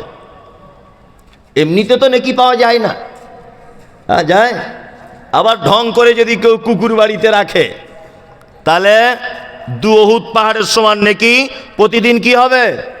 মাইনাস, কেটে দেওয়া হবে। এইবার আপনাদেরকে একটা মজার কথা বলি, কুকুর পোষার পারমিশন আছে? আছে। কেমন? যে কুকুর ঘরের মুরগি দেখলে ধরতে যায় না, কিন্তু ফরিদার মায়ের মুরগি দেখলেই ধরতে যায়। ভালো করে বুঝবেন, আপনাকে দেখলে ডাকে না, বাইরের কোনো লোক দেখলে কামড়াতে যায়।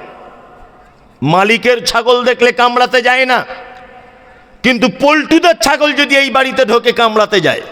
এক কথায়, যে কুকুরের মালিক তার কুকুরকে শিক্ষা দিয়েছে, এটা আমাদের ছাগল, এটা আমাদের মুরগি, এটা আমার বেটা, এটা আমার বেটি, এটা আমার বাড়ি, এই ট্রেনিং যে কুকুরকে দেওয়া হয়েছে, আল্লাহর নবী বলছেন এরকম ট্রেনিংওয়ালা কুকুর তুমি তোমার প্রয়োজনে ব্যবহার করতে পারো।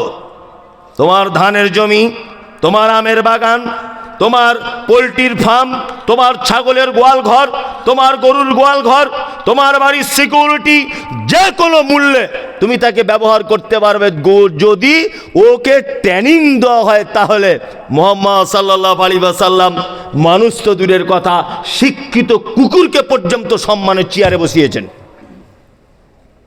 কি বুঝলেন? শিক্ষিত কুকুরকে পর্যন্ত আল্লাহর নবী সম্মানের চেয়ারে বসিয়েছেন। আপনারা আমরা শিক্ষিত মানুষের মর্যাদা দিই? দিই না। আমাদের অবস্থাটা কি বলি দেখবেন, হাসিও লাগবে আবার জ্ঞানও আছে। আমি মমতাজুল ইসলাম, আমি একেবারে পচা মূর্খ, মানে একেবারে পচা মূর্খ, লেখাপড়াও জানি না, আর ওই বাউল গান গেয়ে গেয়ে বেড়াই, আর মাছের ব্যবসা করি, আর এলাকায় চুরি ছিনতাই সব আমি করি। ধরে নেন না, কালকে ভোট, কথার লেগে বলছি, পঞ্চায়েত ভোট, আমি তৃণমূল পার্টি থেকে দাঁড়িয়েছি ভোটে। আমি কিন্তু কোনো পার্টির বদনাম করছি না, আল্লাহর কসম বোঝানোর জন্যে। পার্টির লোক কেউ থাকলে ভাববে না যে আমাদের বিরুদ্ধে বলছে, আল্লাহর কসম আমি আপনার বিরুদ্ধে বলিনি, বোঝানোর জন্যে। শিক্ষিত মানুষকে আমরা কিভাবে মূল্যায়ন করি। আমি তৃণমূলে দাঁড়ালাম, আর ইনি যে আছেন শায়েক, উনি কিন্তু বিশাল বড় ডক্টর, ইঞ্জিনিয়ার, উনি একটা কলেজের প্রিন্সিপাল, ভালো করে বুঝবেন। অনেক কিছু ওনার ডিউটি বা ডিগ্রি, অনেক কিছু ডিগ্রি আছে ওনার। উনি দাঁড়িয়েছেন এখন ধরে নেন সিপিএম থেকে। সিপিএমের তো কোনো বাজার নাই, ভালো করে বুঝবেন। কালকে ভোট হয়ে গেল, তারপরের দিন ধরে নেন ভোটের রেজাল্ট বার হবে। বলুন তো আপনারা নিজেরা জেতার চান্স বেশি কার? সত্যি কথাটা বলুন। তার মানে আমার জেতার চান্স বেশি, অথচ আমি পচা মূর্খ, কিচ্ছু জানি না। না আমি জিতে গেলাম, ও কিন্তু শিক্ষিত জিততে পারলো না, কারণ ওর বাজার কম, তাই না? না আমি জিতে গেলাম, না আমাকে পার্লামেন্টে পাঠিয়ে দেওয়া হলো। ধরে নেন না পার্লামেন্টে নরেন্দ্র মোদী বিল পাস করে দিয়েছে কি না, বাবরি মসজিদ ভেঙে দিতে হবে। ভালো করে বুঝবেন, সব এমপিরা সই করো। না আমি তো লেখাপড়া জানি না, মা চলা, টিকিট পেয়েছি বলে হয়ে গেছি। না আমি পার্লামেন্টে কীরকম করে ঘুমাচ্ছি, ইংলিশে লেখা এসেছে একটা চিঠি, নরেন্দ্র মোদী দিয়েছে, বিন্নাকুড়ি মাদ্রাসাটা ভাঙতে হবে, সব সাইন করো। সবাই সাইন করে দিয়েছে, আমি ইংরেজি পড়তে পারি না। আমি দেখছি সবাই করছে, যখন আমিও করে দিই। মমতাজুল ইসলাম ইরফানি, ওইটা আনন্দবাজার পত্রিকা কাল সকালে বার হয়েছে। তারপরের দিন বলছে, ওরে শালারে, কাকে ভোট দিলাম? আমাদের বিন্নাকুড়ির ছেলে আমাদের মাদ্রাসা ভাঙা সই করে দিল। ধর শালাকে, মার শালাকে, জীবনে ভোট দেবো না। এ দোষ আমার না দোষ আপনার? আপনি আমার মতো গাধাকে ওইখানে পৌঁছালেন কেন, এটা আগে বলুন। আমার মতো এই লোকটাকে আপনি ওই জায়গা পর্যন্ত যাওয়ার সুযোগ করে দিলেন কেন? সরকার যত ক্ষতি করুক, রাজ্য সরকার হোক, কেন্দ্রের সরকার হোক, যে ক্ষতি করুক না কেন, এর জন্য আপনি দায়ী, আপনি নিজে দায়ী। এই ক্ষতির ব্যাপারে আপনি পর্যন্ত ভোট দিয়েছেন, আর এখন আপনি চিল্লাচ্ছেন যে আমাদের সব শেষ করে দিল।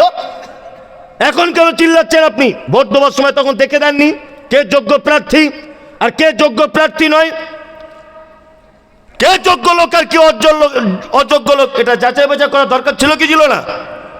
জাতি যতদিন পর্যন্ত শিক্ষিত মানুষকে না প্রাধান্য দিবে, জাতি কোশ্চিনকালে কোনোদিন সফলতা পেতে পারে না, কোনোদিন পেতে পারে না। আমি দেখতে পাই সমাজ ব্যবস্থা কেমন, শিক্ষিত মানুষেরা, হাই এডুকেটেড, জলসাতে তারা দেখছি নিচে চটে বসে আছে, আর টাকা বেশি হয়েছে বলে এরকম লোককে দেখছি স্টেজে বসে আছে সব চেয়ারে। আমি নিজে দেখতে পাই এগুলো অনেক জলসাতে। শিক্ষিত লোক, দামি লোক, সমাজের যোগ্য ব্যক্তি, ওনাকে দেখতে পেয়েছি চটে বসে আছে, অথচ এক কলম লেখাপড়া তো দূরের কথা, নাম লিখতেও পারে না।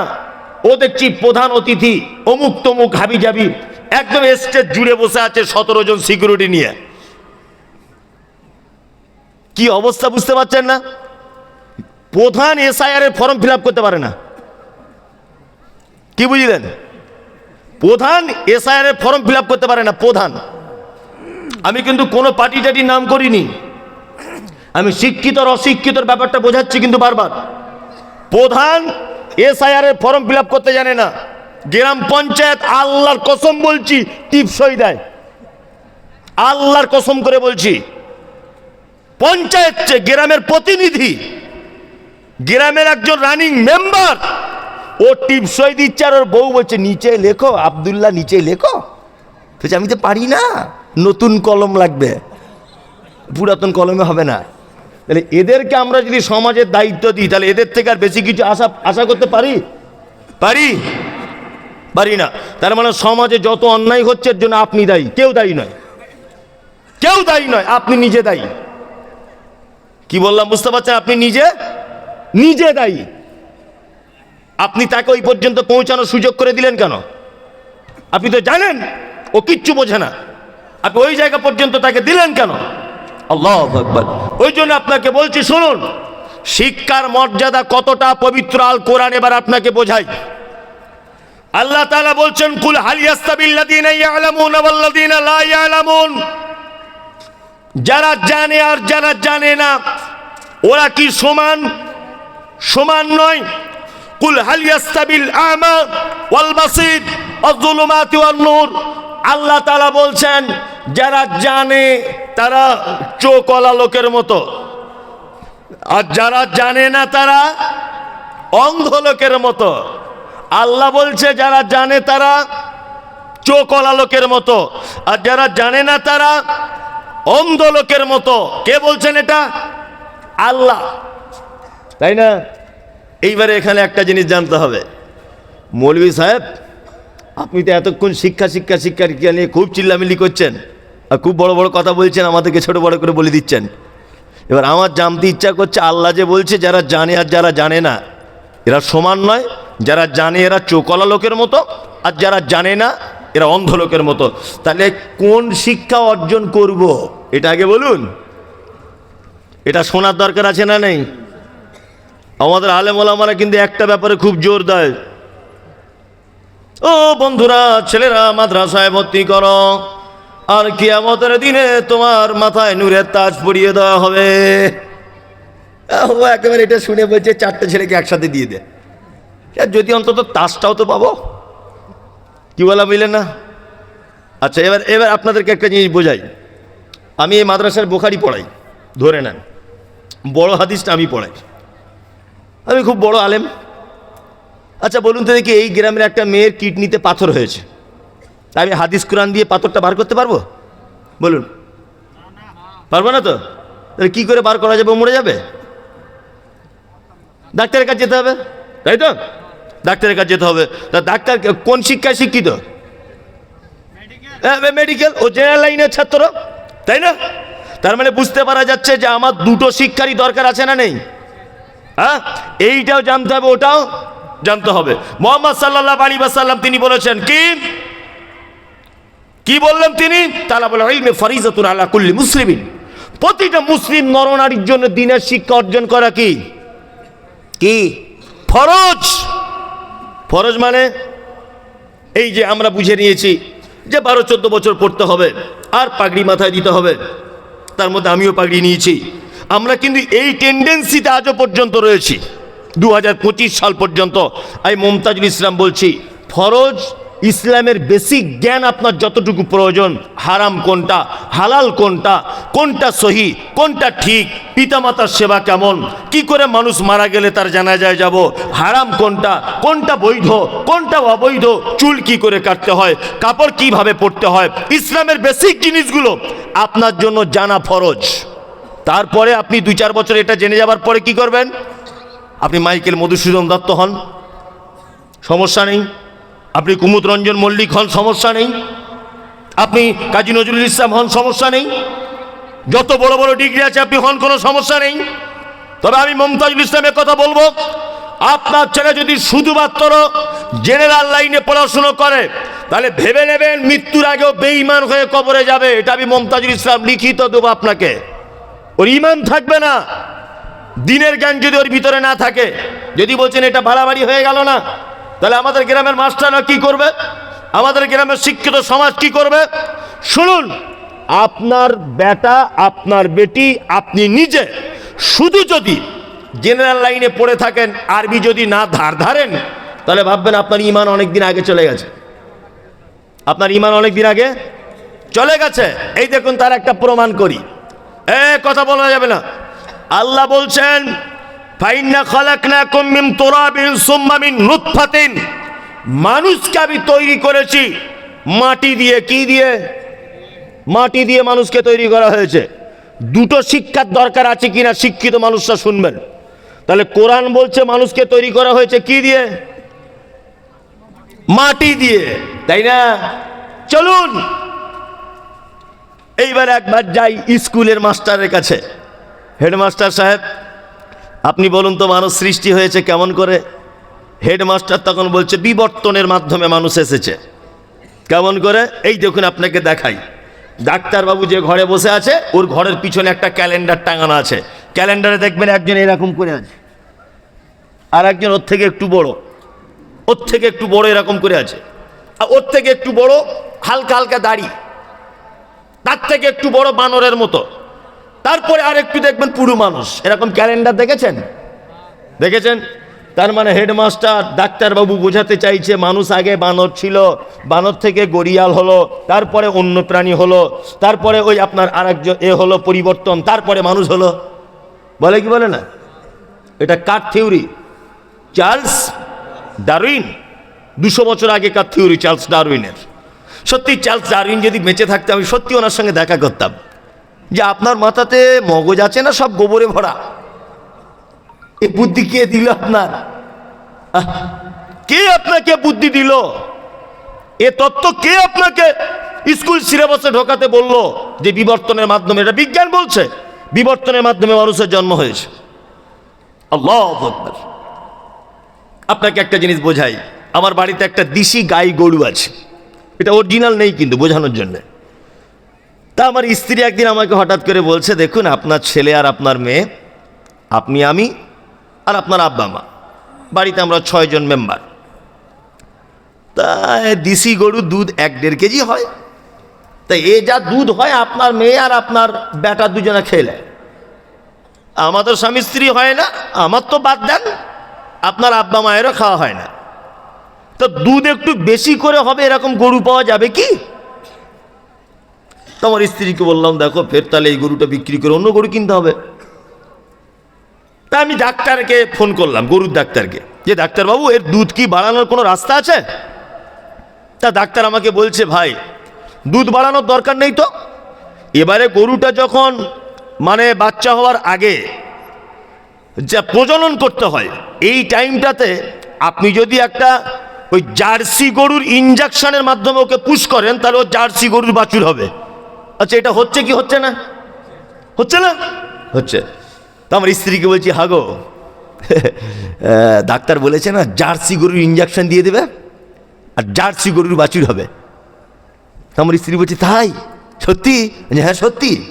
আর মেয়ে ছেলের বুদ্ধি যা হয়। ডাক্তার আমার কাছে 1200 টাকা নিয়েছে, ইনজেকশন দিয়ে দিয়েছে, অরিজিনালি জার্সি গরুর বাছুর হয়েছে। আমার স্ত্রী মেয়ে ছেলে তো বোঝে না, ও তাহলে ভাবছে মনে হয় এরকমভাবে যে কোনো কিছুর ইনজেকশন দিলেই হবে। 6 মাস পরে আমার মেয়েটা খুব কাঁদছে, আব্বা আমার একটা হরিণের বাচ্চা এনে দাও না, আমি একটু খেলা করবো। বলছি, দেখ মা, হরিণের বাচ্চা তো বাজারে কিনতে পাওয়া যায় না, আর কোনো জঙ্গলে ধরতেও পাওয়া যায় না। আমার স্ত্রী তখন মাথা মোটা বলছে, ডাক্তারকে বলো একটা হরিণের ইনজেকশন দিয়ে দিতে। এটা কিন্তু অরিজিনাল নয়, বোঝানোর জন্য বলছে। আমার বউ শুনলে খুব রাগ করবে যে আমাকে মাথা মোটা বলে দিয়েছে। কি বললাম বুঝলেন না? না, আমাকে বলছে একটা হরিণের ইনজেকশন দেন না, তাহলে হরিণের বাচ্চা হবে। আচ্ছা বলুন তো, কিয়ামত পর্যন্ত সম্ভব না অসম্ভব? অসম্ভব। তার মানে গরুর পেট থেকে যত রকমের গরু আছে পৃথিবীতে, ওই গরুর জন্ম হবার মেশিনপত্র লাগানো আছে। হাতির পেট থেকে হাতির মেশিন ফিট করা আছে। ঘোড়ার পেট থেকে কোনোদিন আপনি জিরাফের আশা করতে পারেন না।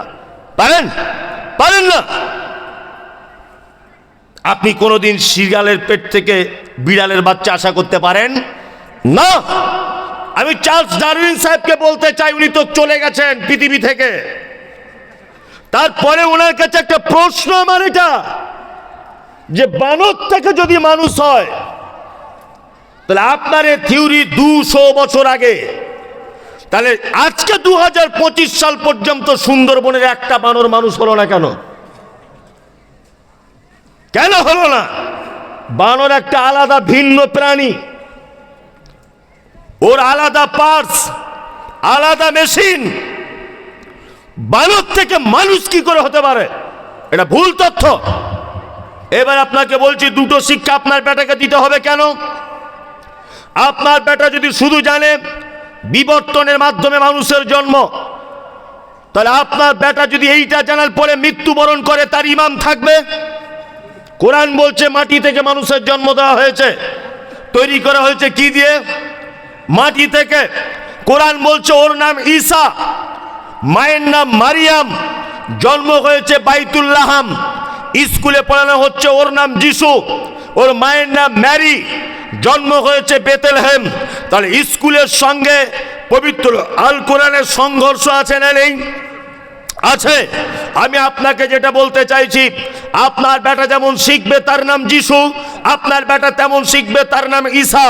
আপনার বেটা যেমন শিখবে তার মায়ের নাম ম্যারি, আপনার বেটা তেমন শিখবে তার মায়ের নাম মারিয়াম। আপনার বেটা যেমন শিখবে তার জন্ম বেতেলহেম, আপনার বেটার এটা জানা দরকার তার জন্ম বাইতুল্লাহাম। মানে কোরআন যেটা বলে এটা জানা আপনার জন্য অপরিহার্য, ফরজ। এইটা জানা হয়ে গেলে আপনি ইঞ্জিনিয়ার হন, মাস্টার হন, প্রফেসর হন, ব্যারিস্টার হন, উকিল হন, হাকিম হন, কোনো আপত্তি আমাদের আলেম ওলামাদের পক্ষ থেকে নাই। আছে? নাই, নাই। আল্লাহু আকবার। ওই জন্য আপনাদেরকে বলবো, বিনীত অনুরোধ করে, এই দেখুন আমার দিকে ফিরুন, এই ডিস্টার্ব করা যাবে না। আপনার ভালো লাগে না, আপনি সুরসুর করে বাড়ি চলে যেতে পারেন, এতে আমার আপত্তি নেই, তবে ডিস্টার্ব করা যাবে না। আপনি অন্যজনের ডিস্টার্ব করবেন না। আপনি নিজে কম খাবেন। কি বলছি কথাটা মাথায় ঢোকান। একটা জুতো 1.5 বছর পরবেন, জুতো ছিঁড়ে যাবে, সেলাই করবেন আবার।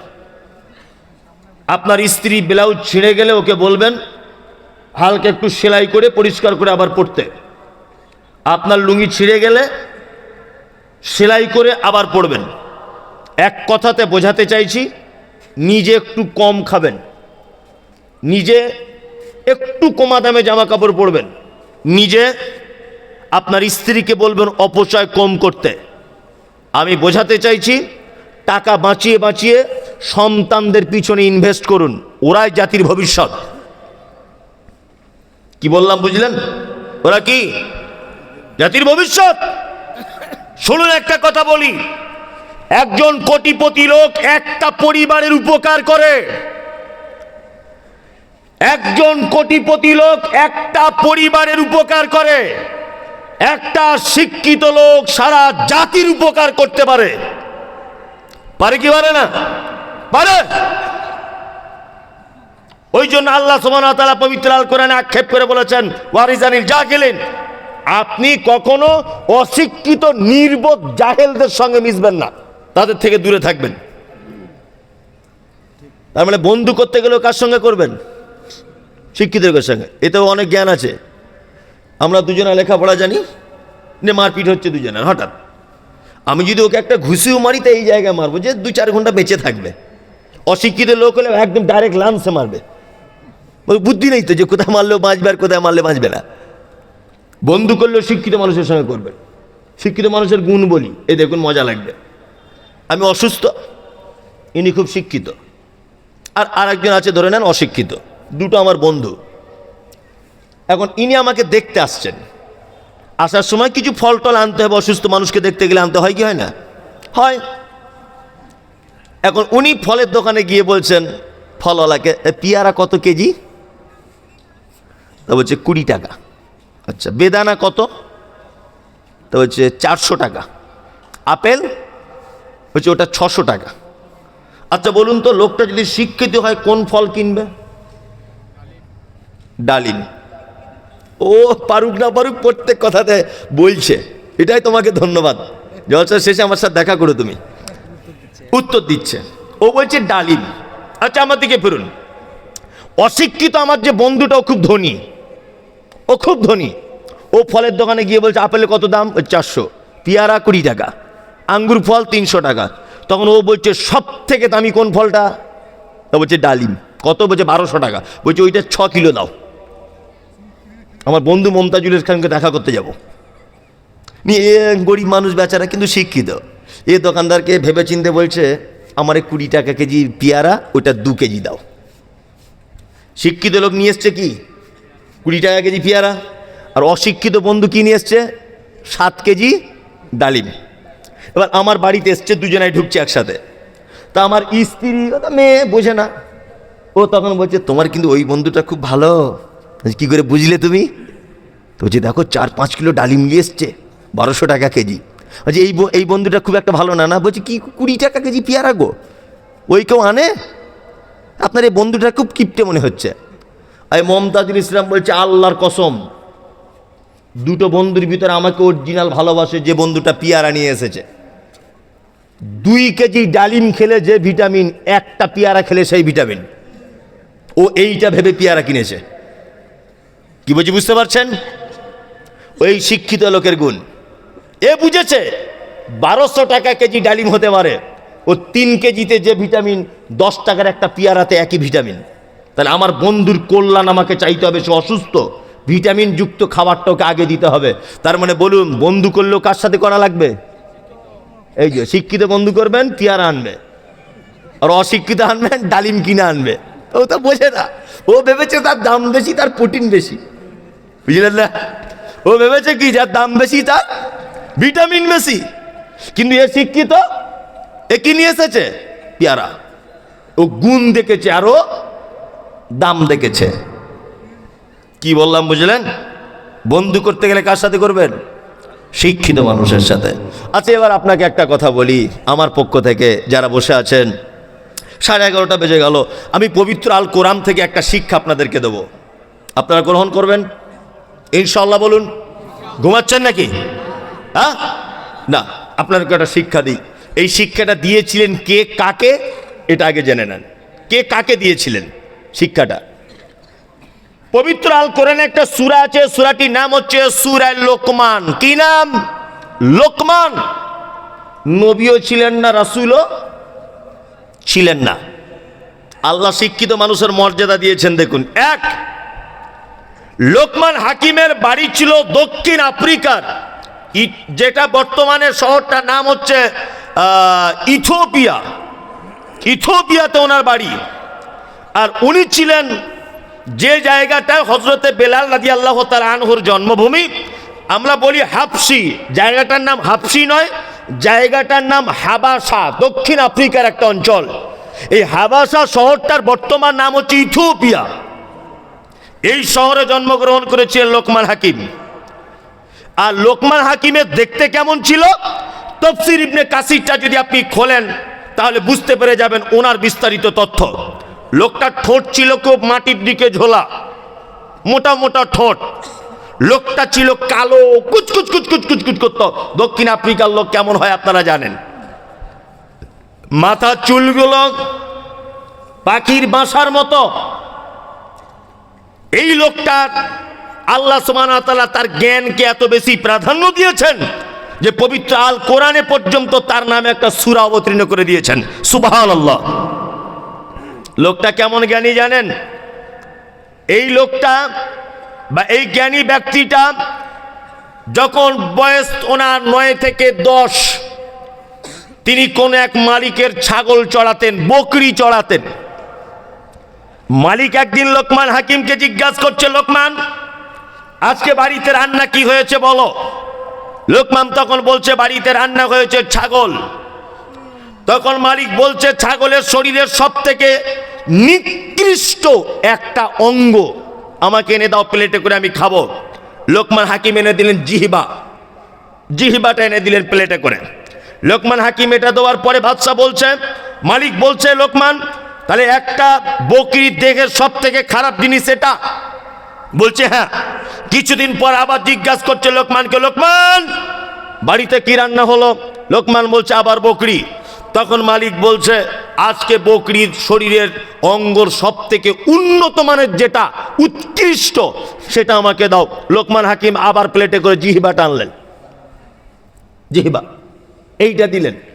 তখন মালিক রাগ করে বলছে, আরে লোকমান, তোমার কি বুদ্ধি জ্ঞান আছে? আগের দিন এইটাকে বললে খারাপ, আবার আজকে এটাকে বলছো ভালো।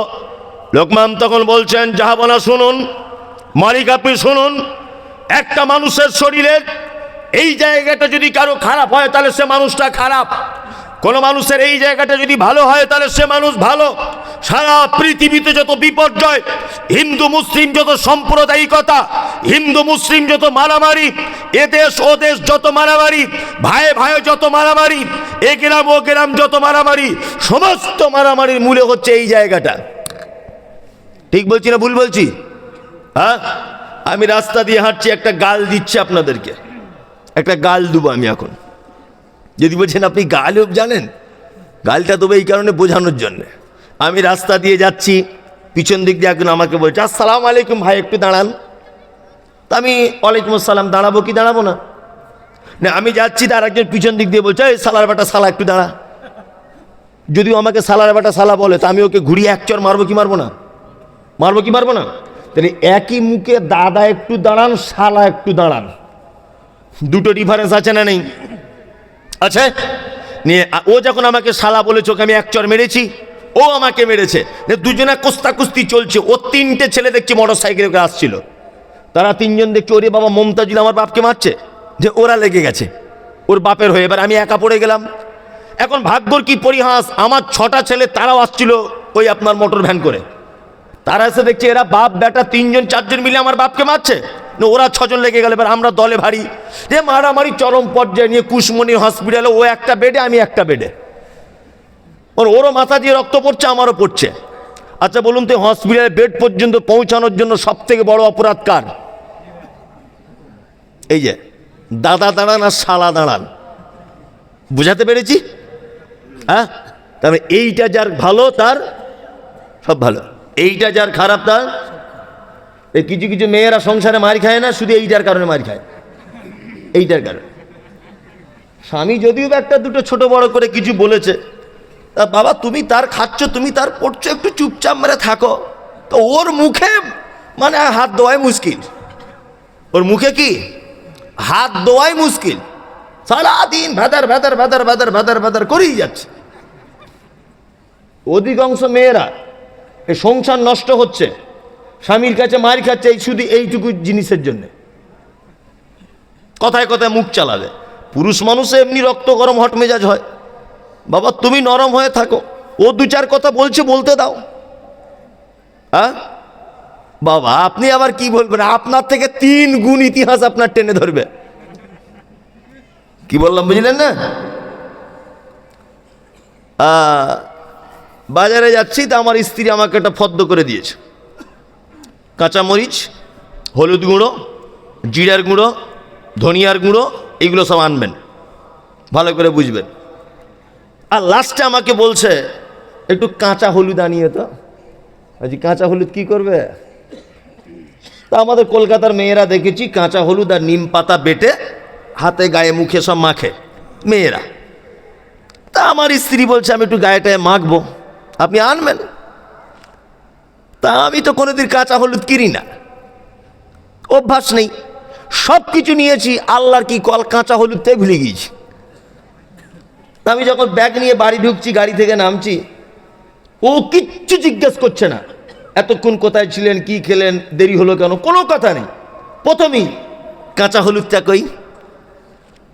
তা আমার তোর সাদা মনে কাদা নেই, আমি বলেছি দেখো ভুলে গিয়েছি। আমার স্ত্রী তখন ঠিক এইটাই বলছে, আজকে 4-5-6 বছর আপনার সংসার করছি, সারা জীবন ভুলেই যান।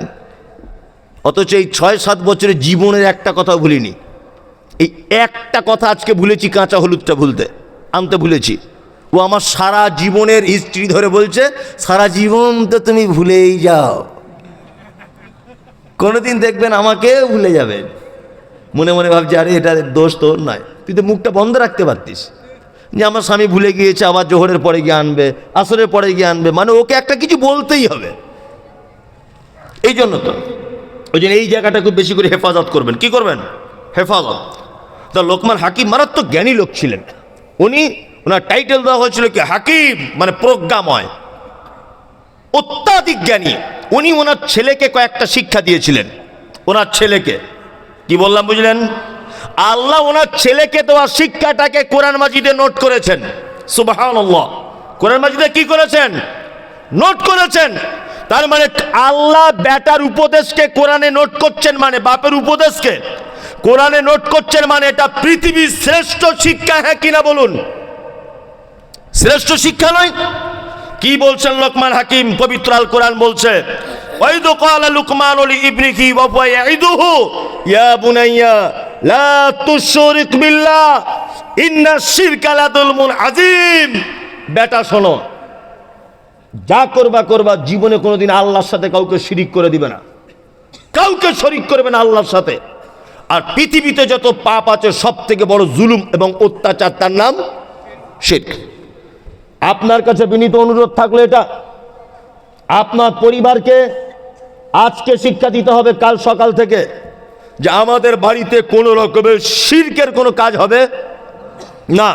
তাবিজ মাদুলি, লাল সুতো কালো সুতো ধাগা বাঁধা, কোমরে গাছ বাঁধা, গলাতে গাছ বাঁধা, মাদুলি তাবিজ যা আছে সব ছিঁড়ে ফেলে দিতে হবে। আপনার স্ত্রীকে বলে দিবেন যে আমাদের বাড়িতে কোনো রকমের শিরকের গন্ধ যেন না থাকে। লোকমান হাকিম তার বেটা, তার পুত্রকে ডেকে বলছেন, ইয়া বুনাইয়া, হে আমার বেটা, পৃথিবীতে সব থেকে বড় পাপ তার নাম শিরক, সব থেকে বড় জুলুম তার নাম শিরক। আমি মমতাজুল ইসলাম ভায়া হয়ে লোকমান হাকিমের উপদেশ তার বেটাকে আপনার কাছে থ্রো করলাম। আপনার কাছে এটা আমার সব থেকে বড় পরামর্শ যে কাল সকালবেলাতে আপনার স্ত্রীকে বলে দিতে হবে যে আমাদের বাড়িতে শিরকের কোনো গন্ধ যেন না থাকে। শিরক কত বড় পাপ! আল্লাহ তাআলা বলছেন, ইন্নাহু মান ইউশরিক বিল্লাহ ফাকাদ হারামাল্লাহু আলাইহিল জান্নাহ ওয়া মাওয়াহুন নার ওয়া মা লিয-যালিমিনা মিন আনসার। পৃথিবীতে যত পাপ রয়েছে নিশ্চয়ই সব থেকে বড় পাপ তার নাম শিরক। আল্লাহ তাআলা বলছে যদি কেউ শিরক করে তাহলে তার জান্নাত হারাম করে দেওয়া হয়েছে, ওয়া মাওয়াহুন নার, তার থাকার জায়গা জাহান্নাম, ওয়া মা লিয-যালিমিনা মিন আনসার। আল্লাহ তাআলা বলছেন শিরককারী কিয়ামতের মাঠে কোন রকমের সাহায্যকারী কেউ থাকবে না, কেউ থাকবে না। আল্লাহ পবিত্র আল কোরআনে বলছেন, ইন্নাল্লাহা লা ইয়াগফিরু আন ইউশরাকা বিহি ওয়া ইয়াগফিরু মা দুনা যালিকা লিমান ইয়াশা। পৃথিবীর যত পাপ রয়েছে, কোটি টাকা সুদ খেয়েছেন ক্ষমা করে দিতে পারে, 5 ওয়াক্ত নামাজ ছেড়েছেন ক্ষমা করে দিতে পারে, রোজা ছেড়েছেন ক্ষমা করে দিতে পারে, যত পাপ আছে আপনি করেছেন আল্লাহ ক্ষমা করে দিতে পারে ইচ্ছা যদি করেন। কিন্তু শিরিক করা অবস্থায় যদি কেউ মারা যায় তাহলে তাকে আর ক্ষমা করা হবে না, আল্লাহ ইচ্ছাও করবে না। এই দেখুন কয়েকটা ভয়ঙ্কর কোরআনের আয়াত আপনাদেরকে বলি, ভয়ঙ্কর এই আয়াতগুলো। সূরা তাওবাটা খুলে একবার দেখবেন। আলহামদুলিল্লাহ এতক্ষণ পর্যন্ত কোনো মানুষ উঠে চলে যায়নি। বিনীত অনুরোধ করে বলছি, আমি এসেছি কলকাতা থেকে, প্রায় কত কিলোমিটার হবে মনির?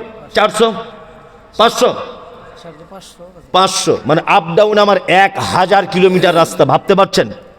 এই লম্বা লোক আর গাড়ির ভিতরে পা গুটিয়ে বসে থাকা, এ কঠিন বড় জুলুম। কি বললাম বুঝলেন? তারপরে আমার ড্রাইভার যে বসে আছে, রাতের বেলা যখন যাই ঘুমাতে পারি না ভয়ে, ওর সঙ্গে একটু কথাটা বলতে হয়।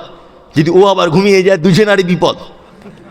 মানে আমার ঘুমানোর ইচ্ছা থাকলেও ঘুমোতে পারি না, মোবাইল ঘাটিয়ে করি তা করি, মানে যাতে আমি না ঘুমিয়ে গেলে ও যদি ঘুমিয়ে যায় এটা ভয় করে। যদিও আলহামদুলিল্লাহ এরকম ওরকম ড্রাইভার নয় অবশ্য, খুব পাকা ড্রাইভার, যাই হোক তারপরেও তো বিপদ চলে আসতে পারে।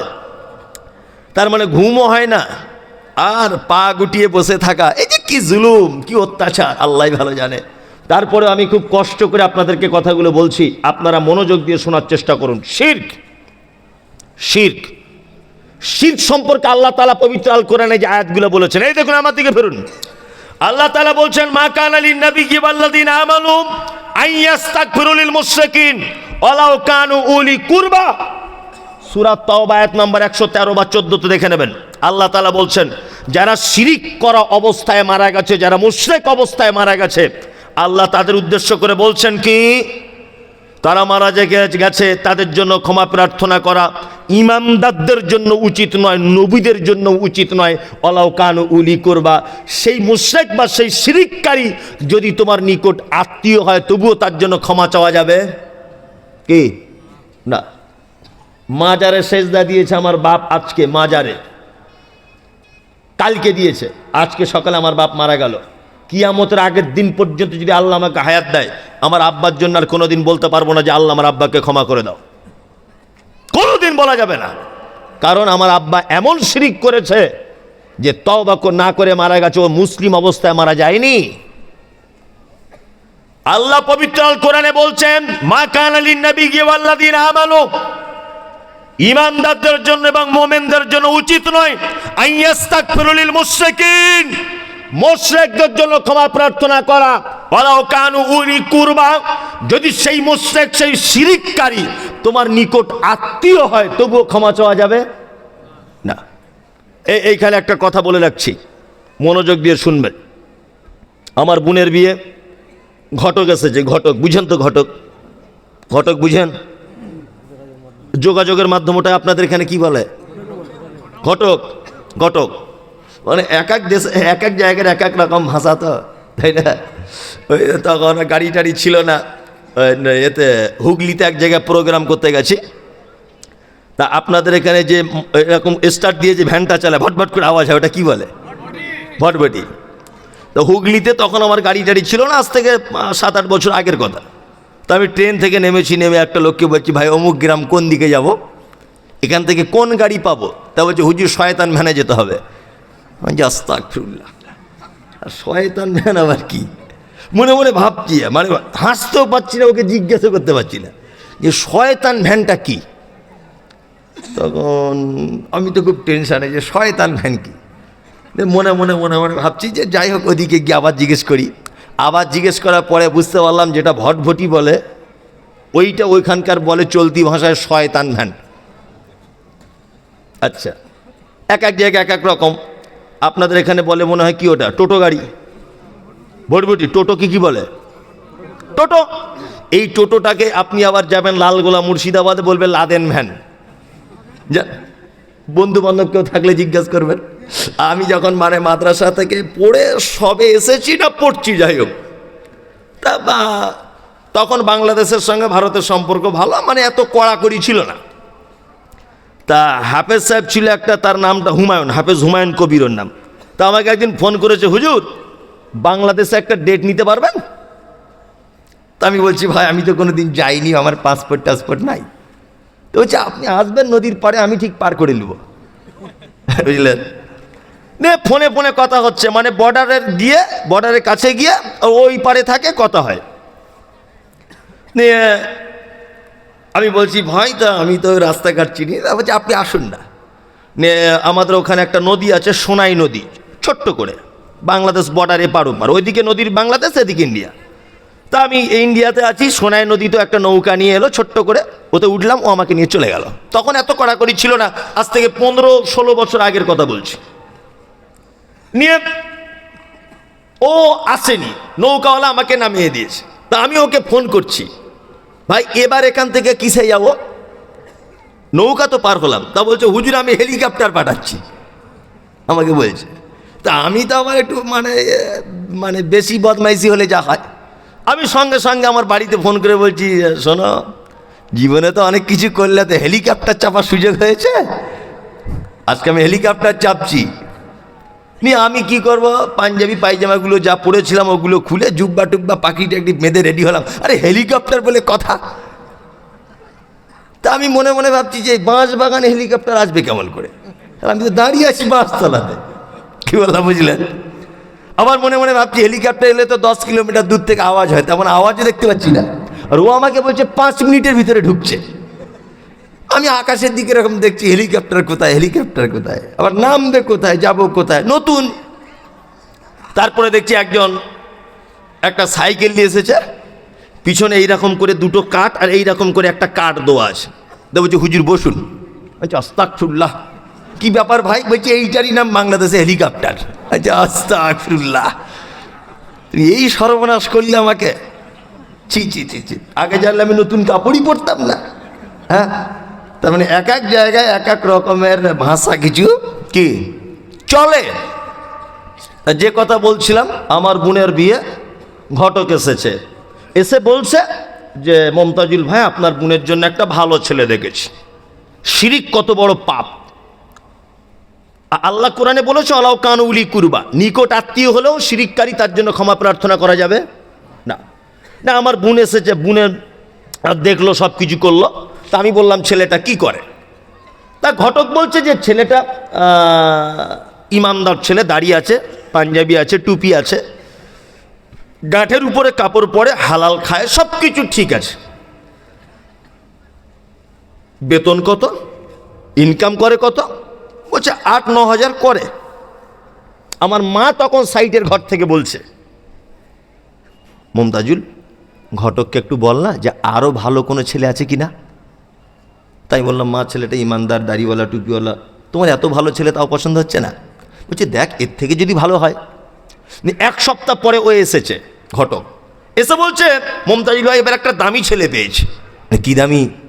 বলছে কুশমন্ডি হাই স্কুলে হেডমাস্টার, নতুন হয়েছে, গাঁটের উপরে গাঁটের নিচে কাপড় পরে, আর প্রতিদিন 3 প্যাকেট করে সিগারেট টানে, দাড়ি নাই, হারাম হালাল বোঝে না, আর মাজারে গিয়ে সপ্তাহে 3 দিন করে সেজদা দেয়। আমার মা তখন বলছে মমতাজুল হ্যাঁ বলে দে, খ্যাপা এত দামি ছেলে পাবি, এত দামি ছেলে পাবি, স্কুলে হেডমাস্টার রে, হ্যাঁ বলে দে, হ্যাঁ বলে দে, কালকে আসতে বলো ওদেরকে। না, আমার বোনের বিয়ে হয়ে গেল, বুঝবেন না, আমার বোন গিয়ে আমার দুলা ভাইয়ের পাল্লায় পড়ে ও সেজদা দিয়ে দিল মাজারে। ভালো করে বুঝবেন, আমি এই বোন যদি কোনোদিন তওবা না করে, কিয়ামতের আগের দিন পর্যন্ত আমি মমতাজুলের জন্য ক্ষমা প্রার্থনা করতে পারবো না, হারাম। ওই জন্য আপনাকে বলছি, আপনার বেটিকে বিয়ে দেওয়ার আগে, আপনার বোনকে বিয়ে দেওয়ার আগে অবশ্যই দেখবেন যে সেই পরিবারটা বড় কোনো শিরকের ভিতরে আছে কিনা। চাকরি করতে পারে, ও পুলিশ হতে পারে, আর্মি হতে পারে, ও অনেক উন্নত মানের কাজ করতে পারে, কিন্তু যদিও দেখেন ওই পরিবারটা বড় কোনো শিরকার লিপ্ত আছে, এই পরিবারে আপনার বেটিকে দিতে যাবেন না, আপনার বোনকে দিতে যাবেন না। কারণ আল্লাহ বলে চলাও কানুলি কুরবা, ওই শিরিককারী যদি নিকট আত্মীয় হয় তবুও তার জন্য ক্ষমা চাওয়া যাবে না। এই দেখুন শিরিক কত বড় পাপ। আল্লাহ নবী সাল্লাল্লাহু আলাইহি ওয়াসাল্লামকে আল্লাহ তাআলা বলছেন ইস্তাগফির, আপনি ক্ষমা প্রার্থনা করেন, আওলা তাস্তাগফির, ক্ষমা প্রার্থনা নাই বা করেন, ইন তাস্তাগফির লাহুম ৭০ মাররাতান, আপনি যদি শিরিককারীদের জন্য, কেউ কেউ বলেছেন এটা শিরিক মুশরিকদের জন্য আয়াতটা অবতীর্ণ হয়েছে, কোন মুহাদ্দিসগণ বলেছেন মুনাফিকদের জন্য। আমি তর্কে যাচ্ছি না, আল্লাহ নবী সাল্লাল্লাহু আলাইহি ওয়াসাল্লামকে আল্লাহ তাআলা বলছেন নবী আপনি ক্ষমা প্রার্থনা করেন, নাইবা করেন, নাইবা করেন, ইন তাস্তাগফির লাহুম ৭০ মাররাতান, আপনি কোন মুশরিকদের জন্য যদি একদিনে ৭০ বার ক্ষমা প্রার্থনা করেন, ফালাই ইয়াগফিরাল্লাহু লাহুম, আমি আল্লাহ তবুও তাদেরকে ক্ষমা করব না। আপনার পরিবারকে প্রথম শিক্ষা কি দিবেন? শিরিক থেকে। কাল সকালবেলা তাবিজ, কবজ, মাদুলি, লাল সুতো, কালো সুতো যা আছে সব ছিঁড়ে এক জায়গাতে ফেলে হামাল দস্তিতে থেতো করে চুলোতে ঢুকিয়ে দিতে হবে। কাল ফার্স্ট সকালই এটা আপনার কাজ। কি বলছি বুঝতে পারছেন তো? হ্যাঁ, মায়েরা যারা আছেন তাবিজ, কবজ, মাদুলি সব ছিঁড়ে ফেলুন।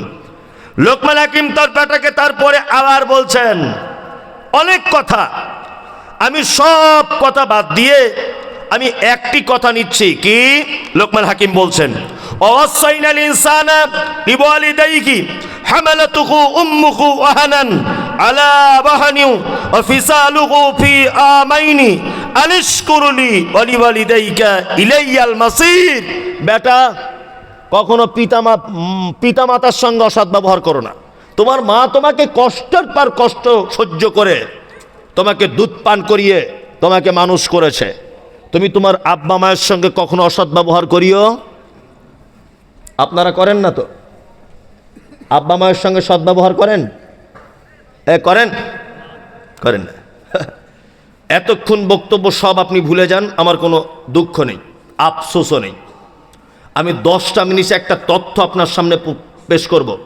এই তথ্যটা ধৈর্য সহকারে শোনার বিনীত অনুরোধ। স্টেজে যারা আছেন, স্টেজের বাইরে যারা আছেন, মহিলারা যারা আছেন, পুরুষরা যারা আছেন, যে যেখানে মাইকের আওয়াজ শুনতে পাচ্ছেন, দয়া করে এইটা শুধু নিঃশ্বাস নিতে যতটুকু সময় বা যতটুকু প্রয়োজন এতটুকু, লড়াচড়া পর্যন্ত করবেন না, চাদর ঠিক করবেন না, কিচ্ছু নয়, মোবাইলও ঘাটবেন না। আমার এই তথ্যটা আপনারা শুনে নেন। লোকমান হাকিম দ্বিতীয় উপদেশ দিচ্ছে তার বাচ্চাকে, কি পিতা মাতার সঙ্গে কোনোদিন অসৎ ব্যবহার করবে না। আপনি আমি করি, সুবহানাল্লাহ। এই আপনারা 4 ভাই, আপনার আব্বা মা কেমন করে খায় আপনাদের ভাইদের কাছে? পালি, পালি সিস্টেম। মানে মনে হয় যে ওর মা বাপ মসজিদের ইমাম সাহেব আর ওর মা মুয়াজ্জিন, তাই না? একদিন আবার 4 দিন করে এক একজনের খাবার পালি। 5 দিন হয়ে গেলে বৌমারা বড় বড় চোখ বার করে আর বলে, তোর দাদু কি ক্যালেন্ডার দেখে খায় না? আজকে ক তারিখ? আজকে তো তোর বড় চাচাদের বাড়িতে খাওয়ার কথা, আমাদের বাড়ি খাচ্ছে কেন? আমাদের তরকারি কি খুব মিষ্টি? সুবহানাল্লাহ। আপনারা 4 ভাই দিল্লিতে কাজ করেন, 4 ভাই, আপনার এখনই চোখে পানি চলে আসবে, দাঁড়ান। 4 ভাই দিল্লিতে কাজ করেন। ঈদের 1 সপ্তাহ আগে, ঈদের 1 সপ্তাহ আগে বাড়ি আসবেন। দিল্লির কোনো একটা দোকানে ঢুকেছেন জামা কাপড় কিনতে। আপনার স্ত্রীকে ফোন করে বলছেন, হালিমা তোমার জন্য কি নেব? বলছে, আমার জন্য একটা সালোয়ার নিবে, ছেলের জন্য জিন্স প্যান্ট, মেয়ের জন্য একটা ফ্রক, আর আমার বোনের জন্য 2-3টে সালোয়ার নিবে, ওর বোনের জন্য, মানে শালির জন্যে। তো লোকটা কেনাকাটা করছে দিল্লিতে। ওর স্ত্রী তখন আবার ফোন করেছে দ্বিতীয়বার, হ্যালো, কেনাকাটা হলো? তা বলছে, তোমাদের সবার হয়ে গেছে, এবার আব্বার জন্য একটা লুঙ্গি পাঞ্জাবি ঈদের দিনে পড়বে, আর মায়ের জন্য একটা শাড়ি, ব্লাউজ, একটা সায়া, এই 3-4টে জিনিস কিনতে বাকি। ওর স্ত্রী তখন বিন্নাকুড়ি গ্রামের মেয়ে, ও তখন ফোনে বলছে, কেন প্রত্যেক বছরে তুমি কেন আব্বা মায়ের জামা কাপড় দিতে যাবে? তোমার আর 3টে ভাই চোখে দেখতে পায় না? ও চলে এলো বইয়ের কথা শুনে বাড়ি। 4টে ভাই, 4 জনাই, আব্বা মায়ের জন্য কেউ জামা কাপড় কিছু আনেনি। আপনার 2 তলা বাড়ি, আপনার আব্বা মা সিঁড়ি দিয়ে উঠতে পারে না। আপনার আব্বার বয়স 90, মায়ের বয়স 85-র কাছাকাছি। 4 ভাই সিদ্ধান্ত নিয়েছে সিঁড়ির তলাতে আব্বা মা 2জন থাকবে। পৌষ মাসের হাড় কাঁপানো শীত, তোমার মা সিঁড়ির তলাতে পাতলা একটা কম্বল গায়ে দিয়ে ঠক ঠক ঠক ঠক করে কাঁপে। তোমার আব্বার একই অবস্থা। ঈদের দিন সকাল, সবাই নতুন জামা কাপড় পরে ঈদগাহে যাচ্ছে। চলে গেল, মাইকে তাকবীর হয়, ঈদের দিন হয় না? আল্লাহু আকবার, আল্লাহু আকবার, লা ইলাহা ইল্লাল্লাহ, আল্লাহু আকবার, আল্লাহু আকবার, ওয়ালিল্লাহিল হামদ, হয় না? সবাই নতুন জামা কাপড় পরে চলে যাচ্ছে। বাড়িতে কেউ নেই। তোমার মায়ের 85 বছর বয়স। তোমার মা তোমার আব্বার হাতটা ধরে বলছে, আশরাফুলের আব্বা, তুমি আজকে ঈদগাহে যাবে না? বছরের শেষ নামাজ হতে এটাই তোমার জীবনের। আশরাফুলের আব্বা তখন বলছে, যেতে তো ইচ্ছা করে, কিন্তু কি করে যাব? আমি তো একাও যেতে পারবো না, আর জামা কাপড়ও তো তেমন ভালো নেই। আপনার 85 বছরের মা আস্তে আস্তে পেচ্ছাপ পায়খানা করা কাপড়টা গুটিয়ে নিয়ে গায়ের সঙ্গে পেঁচিয়ে নিয়ে, তোমার বড় বোনের দেওয়া একটা পাঞ্জাবি আর লুঙ্গি ছিল গত বছরকার, ওইটা বাক্স থেকে বার করে দিয়েছে তোমার আব্বাকে। তোমার আব্বা আস্তে আস্তে করে কোনো রকম নতুন জামাটা পরে লাঠি নিয়ে কাঁপতে কাঁপতে 90 বছর বয়সে ঈদগাহে গেল। নামাজ শেষ, সবাই বাড়ি আসছে, সবাই বাড়ি আসছে।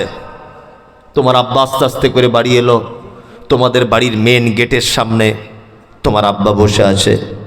দুপুর 12টা-1টা পর্যন্ত বাড়িতে আত্মীয় স্বজন, শালা শালি সবাই এসেছে, আনন্দ করছে। কিন্তু চারটে বৌমা, চারটে জওয়ান বেটা। আব্বা মাকে কেউ খোঁজ নিয়ে বলল না, আব্বা তুমি কিছু খেয়েছ, মা তুমি গোসল করেছ, এ খোঁজ কেউ নেয় না। কিসের সমাজ? কোন এ বিবেক? কোন ইমানদারিতা? এ বিচারিতা কেন? আজকে চারটে বৌমার উচিত ছিল তোমার মাকে গোসল করিয়ে ভালো চেয়ারের উপরে নতুন শাড়ি পরে বসিয়ে রাখা। চার বেটার উচিত ছিল একজন বগলের তলা দিয়ে হাত দিবে, দুইজন দুই দিকে, একজন আব্বার লাঠি ধরবে আর একজন আব্বার পাঞ্জাবিটা একটু ঠিক করে দিবে। চার বেটা আস্তে আস্তে আস্তে আস্তে করে ঈদগায় নিয়ে যাবে। এইটাই তো উচিত ছিল ঈদের দিনে। উচিত ছিল না? ছিল। কিন্তু চার বেটা থাকার পরেও তোমার আব্বা মা কোথায় শুয়ে আছে? সিঁড়ির তলায়, মশারির ভিতরে। কেন? এ অত্যাচার কেন পিতামাতার উপরে? হ্যাঁ, এ অত্যাচারে তোমার মার আব্বার থেকে বড় বদমাইশ যার কেউ নাই।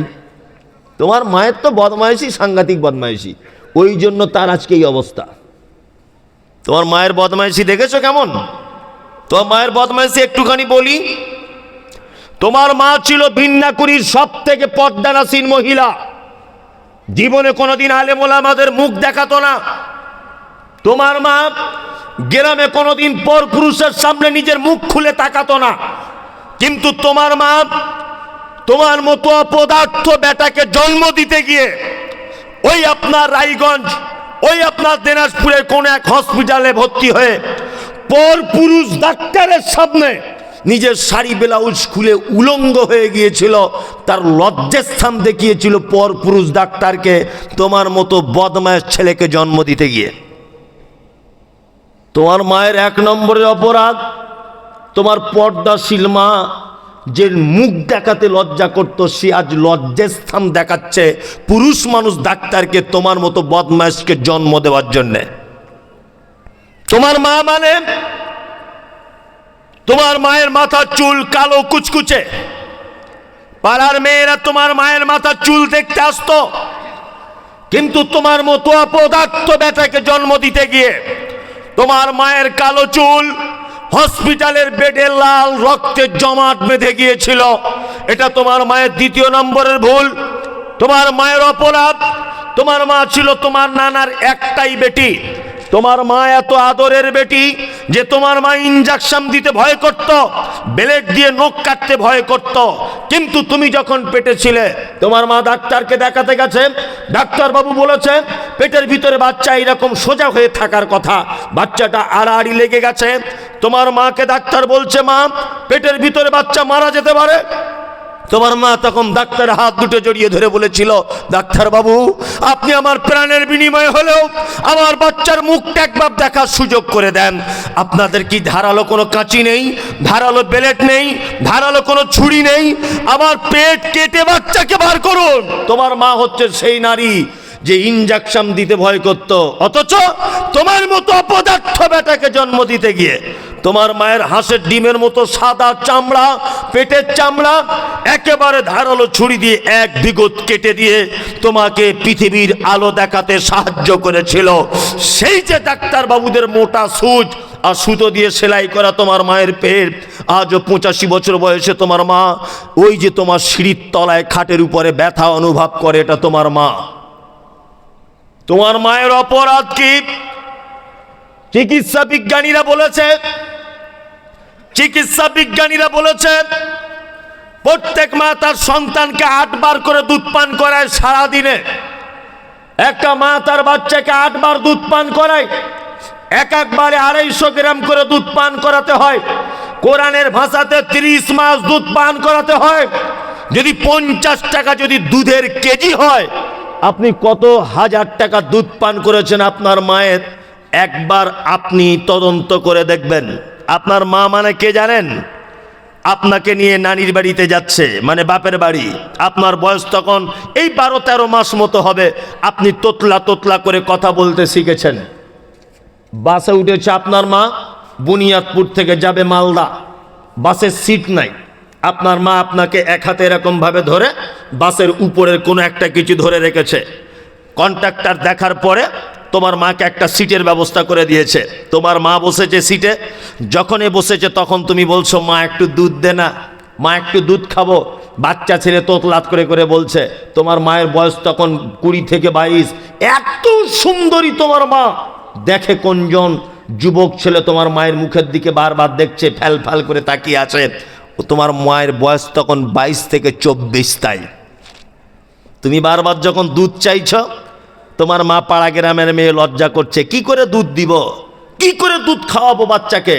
তুমি যখন বারবার ব্যস্ত করছো, তোমার মা লজ্জা না করে ব্লাউজ আস্তে আস্তে করে বোতামগুলো খুলে দুধের মোটাটা তোমার মুখে দিয়ে একদিকে তোমাকে ধরেছে পাড়া গ্রামের মেয়ে, আর একদিকে পেটের কাপড় টানছে, পিঠের কাপড় টানছে, মাথার ঘোমটা ঠিক করছে।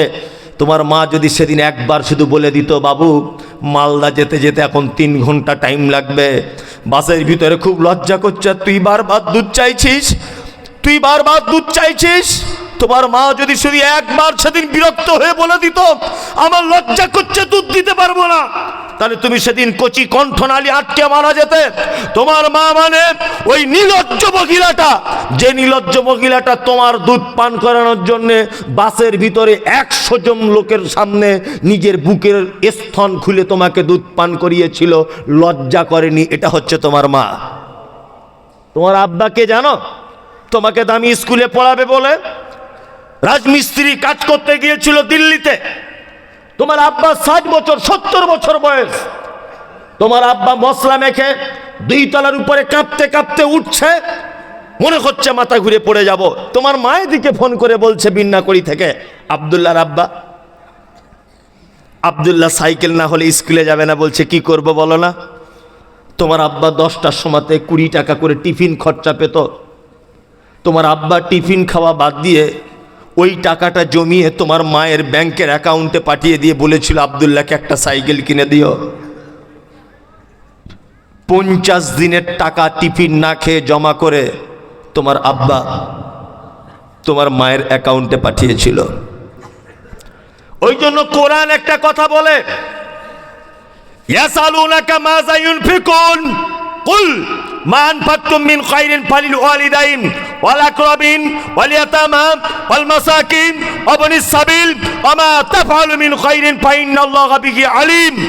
মুহাম্মদ সাল্লাল্লাহু আলাইহি ওয়াসাল্লামকে জিজ্ঞাসা করা হচ্ছে, নবী আপনি বলুন পৃথিবীতে যত দান করার জায়গা আছে, যত খরচা করার জায়গা আছে, উত্তম জায়গা কোনটা? উত্তম জায়গা কোনটা? মাদ্রাসা মসজিদে আমরা দান ধন করি কি করি না? করি। আল্লাহ প্রশ্নকারীদের উত্তর দিতে গিয়ে বলছেন, কুল নবী আপনি বলুন মা আনফাকতুম মিন খায়রিন ফালিল ওয়ালিদাইন, পৃথিবীর সবথেকে উত্তম খরচা করার জায়গা হলো সন্তান তার পিতা মাতার জন্য যে টাকাটা খরচা করে। সুবহানাল্লাহ। মসজিদে দান করেছেন 1000 টাকা, নেকি হবে 1000। শীতের দিনে যদি আপনি 20 টাকা দিয়ে একটা মোজা কিনে আপনার মাকে গিয়ে যদি বলেন, মা তুমি অজু করে ভোরবেলাতে ঠান্ডা লাগে পায়ে মোজাটা পরে নিও, আপনার কোটি কোটি কোটি কোটি নেকি। বলছে মৌলভী সাহেব দোয়া করবেন, এবছরে আবার হজে যাব নিয়ত করেছি, 2 বার ঘুরে এসেছি। কে বলেছে তোমাকে? মক্কাতে কি জান্নাত পড়ে আছে? এই বলছে হুজুর দোয়া করবেন, এবার ফের ওমরার নিয়ত করেছি, অথচ ওর মা পালি সিস্টেমে ভাত খায়। কি বলা বুঝলেন না? তুমি একবার কবরে গিয়ে দেখো তোমার কি পালিশ করে, হজ তোমায় ছুটিয়ে দিবে। শুধু ঘন ঘন বলছে মৌলভী সাহেব আবার নিয়ত করেছি আগামী বছরে পশ্চিম দিকে যাব, আবার নিয়ত করে নিয়েছি। কে তোমাকে নিয়ত করতে বললে? তো হুমা জান্নাতুকা ওয়া দারুকা, মায়ের কাছেই জান্নাত পড়ে আছে। কি বললাম বুঝলেন? মায়ের কাছেই জান্নাত পড়ে আছে। সুবহানাল্লাহ। এখানে অনেক যোগ্য যোগ্য আলেম বসে রয়েছে, জিজ্ঞাসা করবেন।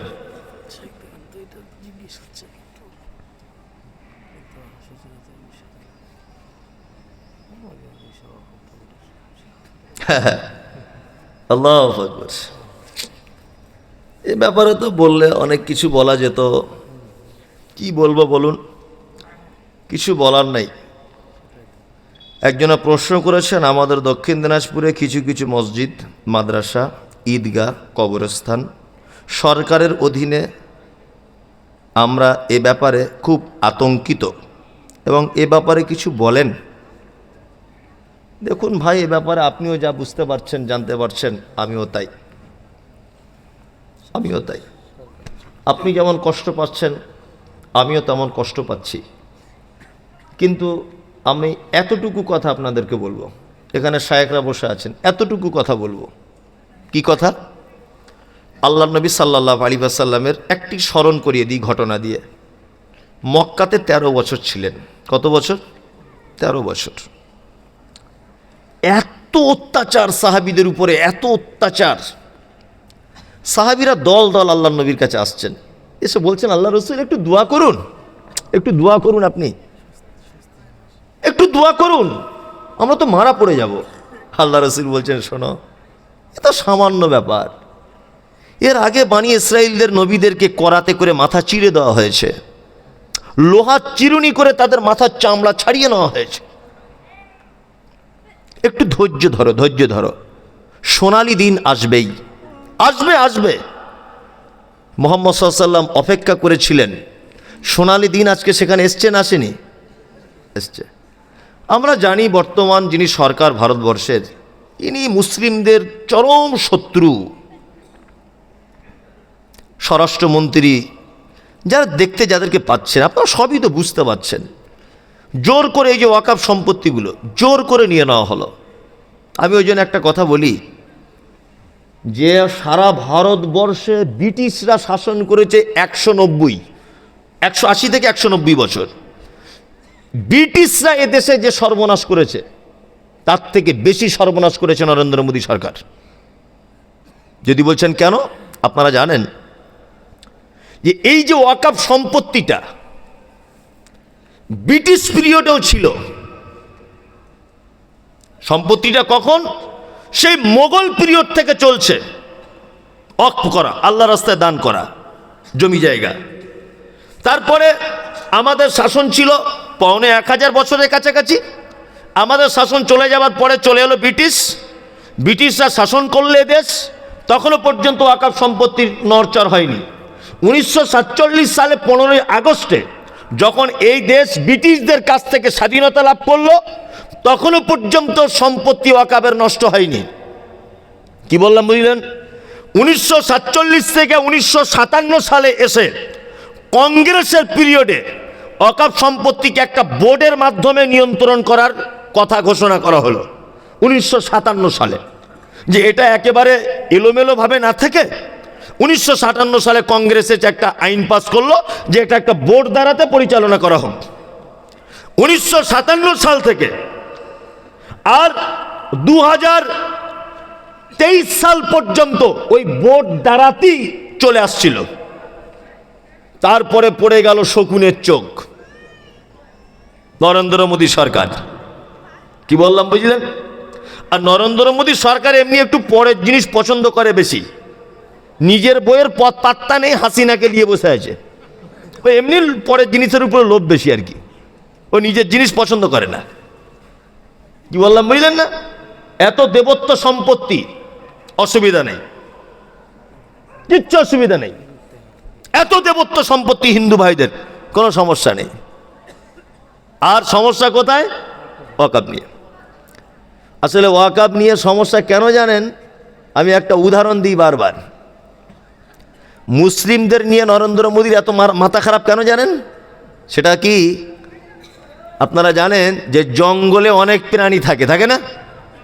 আচ্ছা বলুন তো, বাঘ কোন প্রাণীর গোস্ত খেতে পছন্দ করে? হরিণ। অথচ গরুর গোস্তও খায়, ও মহিষের খায়। হরিণের প্রতি টার্গেট কেন? ওর মাংস খুব টেস্টফুল, খুব পুষ্টিকর, নরম, সুস্বাদু। তা নরেন্দ্র মোদী সরকার এমন, এদেশের মাটিতে হিন্দু, মুসলিম, যৌন, খ্রিস্টান, আদি মানে ইহুদি, হাঁড়ি, চুয়ার, চামার, বাগদি, ছুতোর, মেতর সবাই আছে। কারও টার্গেট নেই, টার্গেট মুসলমানদের। কেন? এরা তোমার কি সর্বনাশ করেছে? কি সর্বনাশ করেছে? তার মানে ও জানে যে এদের কাছে যে মাল আছে, এ মাল ভারতবর্ষে অন্য কোনো জাতির কাছে নেই। কি বললাম বুঝতে পারছেন না? ওই জন্য ওয়াকফ সম্পত্তি রাজ্য সরকার বলেছিলেন যে আমি হতে দেবো না। কিন্তু উনি তো কথা রাখতে পারেননি। যাক, আমি রাজনৈতিক কথা বলবো না। এক কথাতে একটা ভেবে নেন, কি তৃণমূল, কি সিপিএম, কি কংগ্রেস, কি বিজেপি, কি কেউ কোনো দল মুসলিমদের পক্ষে কেউ নেই। এটা শেষ কথা শুনে রাখুন। কি বলছি বুঝতে পারছেন না? আমাদের পক্ষে কেউ নেই। আমরা আজকে ভারতবর্ষ অসহায়। আমাদের একটাই কথা বলবো, ধৈর্য ধরুন, ধৈর্য ধরুন, সবর করুন, সবর করুন। আল্লাহ নিশ্চয়ই জালেম সরকারের কাছ থেকে আমাদেরকে পরিত্রাণ দেবে ইনশাল্লাহ। ধৈর্য ধরুন। ফলাফল খুব ভালো নয়, খুব খারাপের দিকেই। বাংলাদেশকে নিয়ে আমরা শিক্ষা গ্রহণ করেছি। কিছুদিন আগে নেপালের কি অবস্থা দেখতে পেয়েছেন। সময় হয়ে এসেছে নরেন্দ্র মোদীর ওই রকম অবস্থা হওয়ার। ধৈর্য ধরুন। তবে ভারতবর্ষে কোনোদিন এই অবস্থা হবে না। শিক্ষিত মানুষরা বুঝতে পারছেন যে স্বাধীনতা সংগ্রামী যারা, বাদল, বিনয়, প্রফুল্ল, ক্ষুদিরাম, ভালো করে বুঝবেন, এরা যেমন একদিকে স্বাধীনতা সংগ্রামী ছিল, আর একদিকে কিন্তু মাওলানা আশফাকুল্লাহ খান, ইসমাইল অমৃতসরী, মীর নিসার আলী, অনেক মুসলিমরাও ছিল। তার মানে হিন্দু মুসলিম যৌথ উদ্যোগে ব্রিটিশদেরকে দেশ ছাড়াতে আমরা সক্ষম হয়েছিলাম। হ্যাঁ, প্রথম সারি। মানে নরেন্দ্র মোদী সরকার জানে যে হিন্দু মুসলিম এক হয়ে যদি 180 বছরের ক্ষমতা যদি ভেঙে দিতে পারে, তাহলে এখন যদি হিন্দু মুসলিমের এক যদি রাখা যায়, তাহলে আমারও গদি উল্টে দিবে। ওই জন্য হিন্দু মুসলিম সবসময় বিভেদ সৃষ্টি করে রেখে দিয়েছে, যাতে এরা কখনো এক না হতে পারে। কি বলছি বুঝতে পারছেন না? কখনো যদি এক হয়ে যেতে না পারে। দেখুন, আপনি যে প্রশ্ন করেছেন, এ ব্যথায় আমিও ব্যথিত, এ দুঃখে আমিও দুঃখিত। কিচ্ছু করার নেই আমাদের। ধৈর্য ধরুন। আল্লাহর পক্ষ থেকে ফয়সালা আসা পর্যন্ত আল্লাহ নিশ্চয়ই তিনি উত্তম ফয়সালাকারী। ইনশাল্লাহ আমরা আল্লাহর প্রতি ভরসা রাখছি ইনশাল্লাহ। এছাড়া আমাদের বিকল্প কোনো রাস্তা নেই। দোয়া করুন, এছাড়া আর কোনো রাস্তা আমি দেখতে পাচ্ছি না এই মুহূর্তে। যতই চিল্লামিল্লি করুন। আজকে ওয়াকাব নিয়ে আমি নিজে মোবাইলে আপনারা দেখেছেন, কলকাতার রাজপথে কত আন্দোলন, কত বক্তব্য রেখে এসেছি। মোবাইলে আপনারা দেখেছেন মনে হয় সেই টাইমে, আমাকেও দেখেছেন। আটকাতে পেরেছি আমরা আন্দোলন করে? পারিনি। বাবরি মসজিদ আটকাতে পেরেছি? পারিনি। আমরা কোনো আন্দোলন, কোনো কথায়, কোনো কিছুতে কিছু আটকাতে পারছি বলুন না? তার মানে আমাদের উপরে কেউ নেই। যারাই আমাদেরকে উপরে উপরে ভালোবাসে, তারাই ভিতরে ভিতরে সর্বনাশ করছে। কি বললাম বুঝলেন? ভিতরে ভিতরে যারা আমাদের ভালো মনে করছে, ভিতরে ভিতরে কি করছে? সর্বনাশ করে দিচ্ছে। রাত্রি অনেক হলো, রাত্রি 12টা বাজে। আপনারা যারা বসে আছেন, আলহামদুলিল্লাহ। দিনাজপুরে এতক্ষণ মানুষ, সব মানুষ বসে থাকবে এটা আমার ধারণার মধ্যে ছিল না, কিন্তু আজকে তো সবই মানুষ বসে আছে। মানুষ তো পালায়ও নি। আমি আর বেশি কথা বাড়াচ্ছি না। রাত্রি 12টা। মাদ্রাসা আলহামদুলিল্লাহ অনেক বড়, খুব বড় মাদ্রাসা, খুব বড় মাদ্রাসা। আর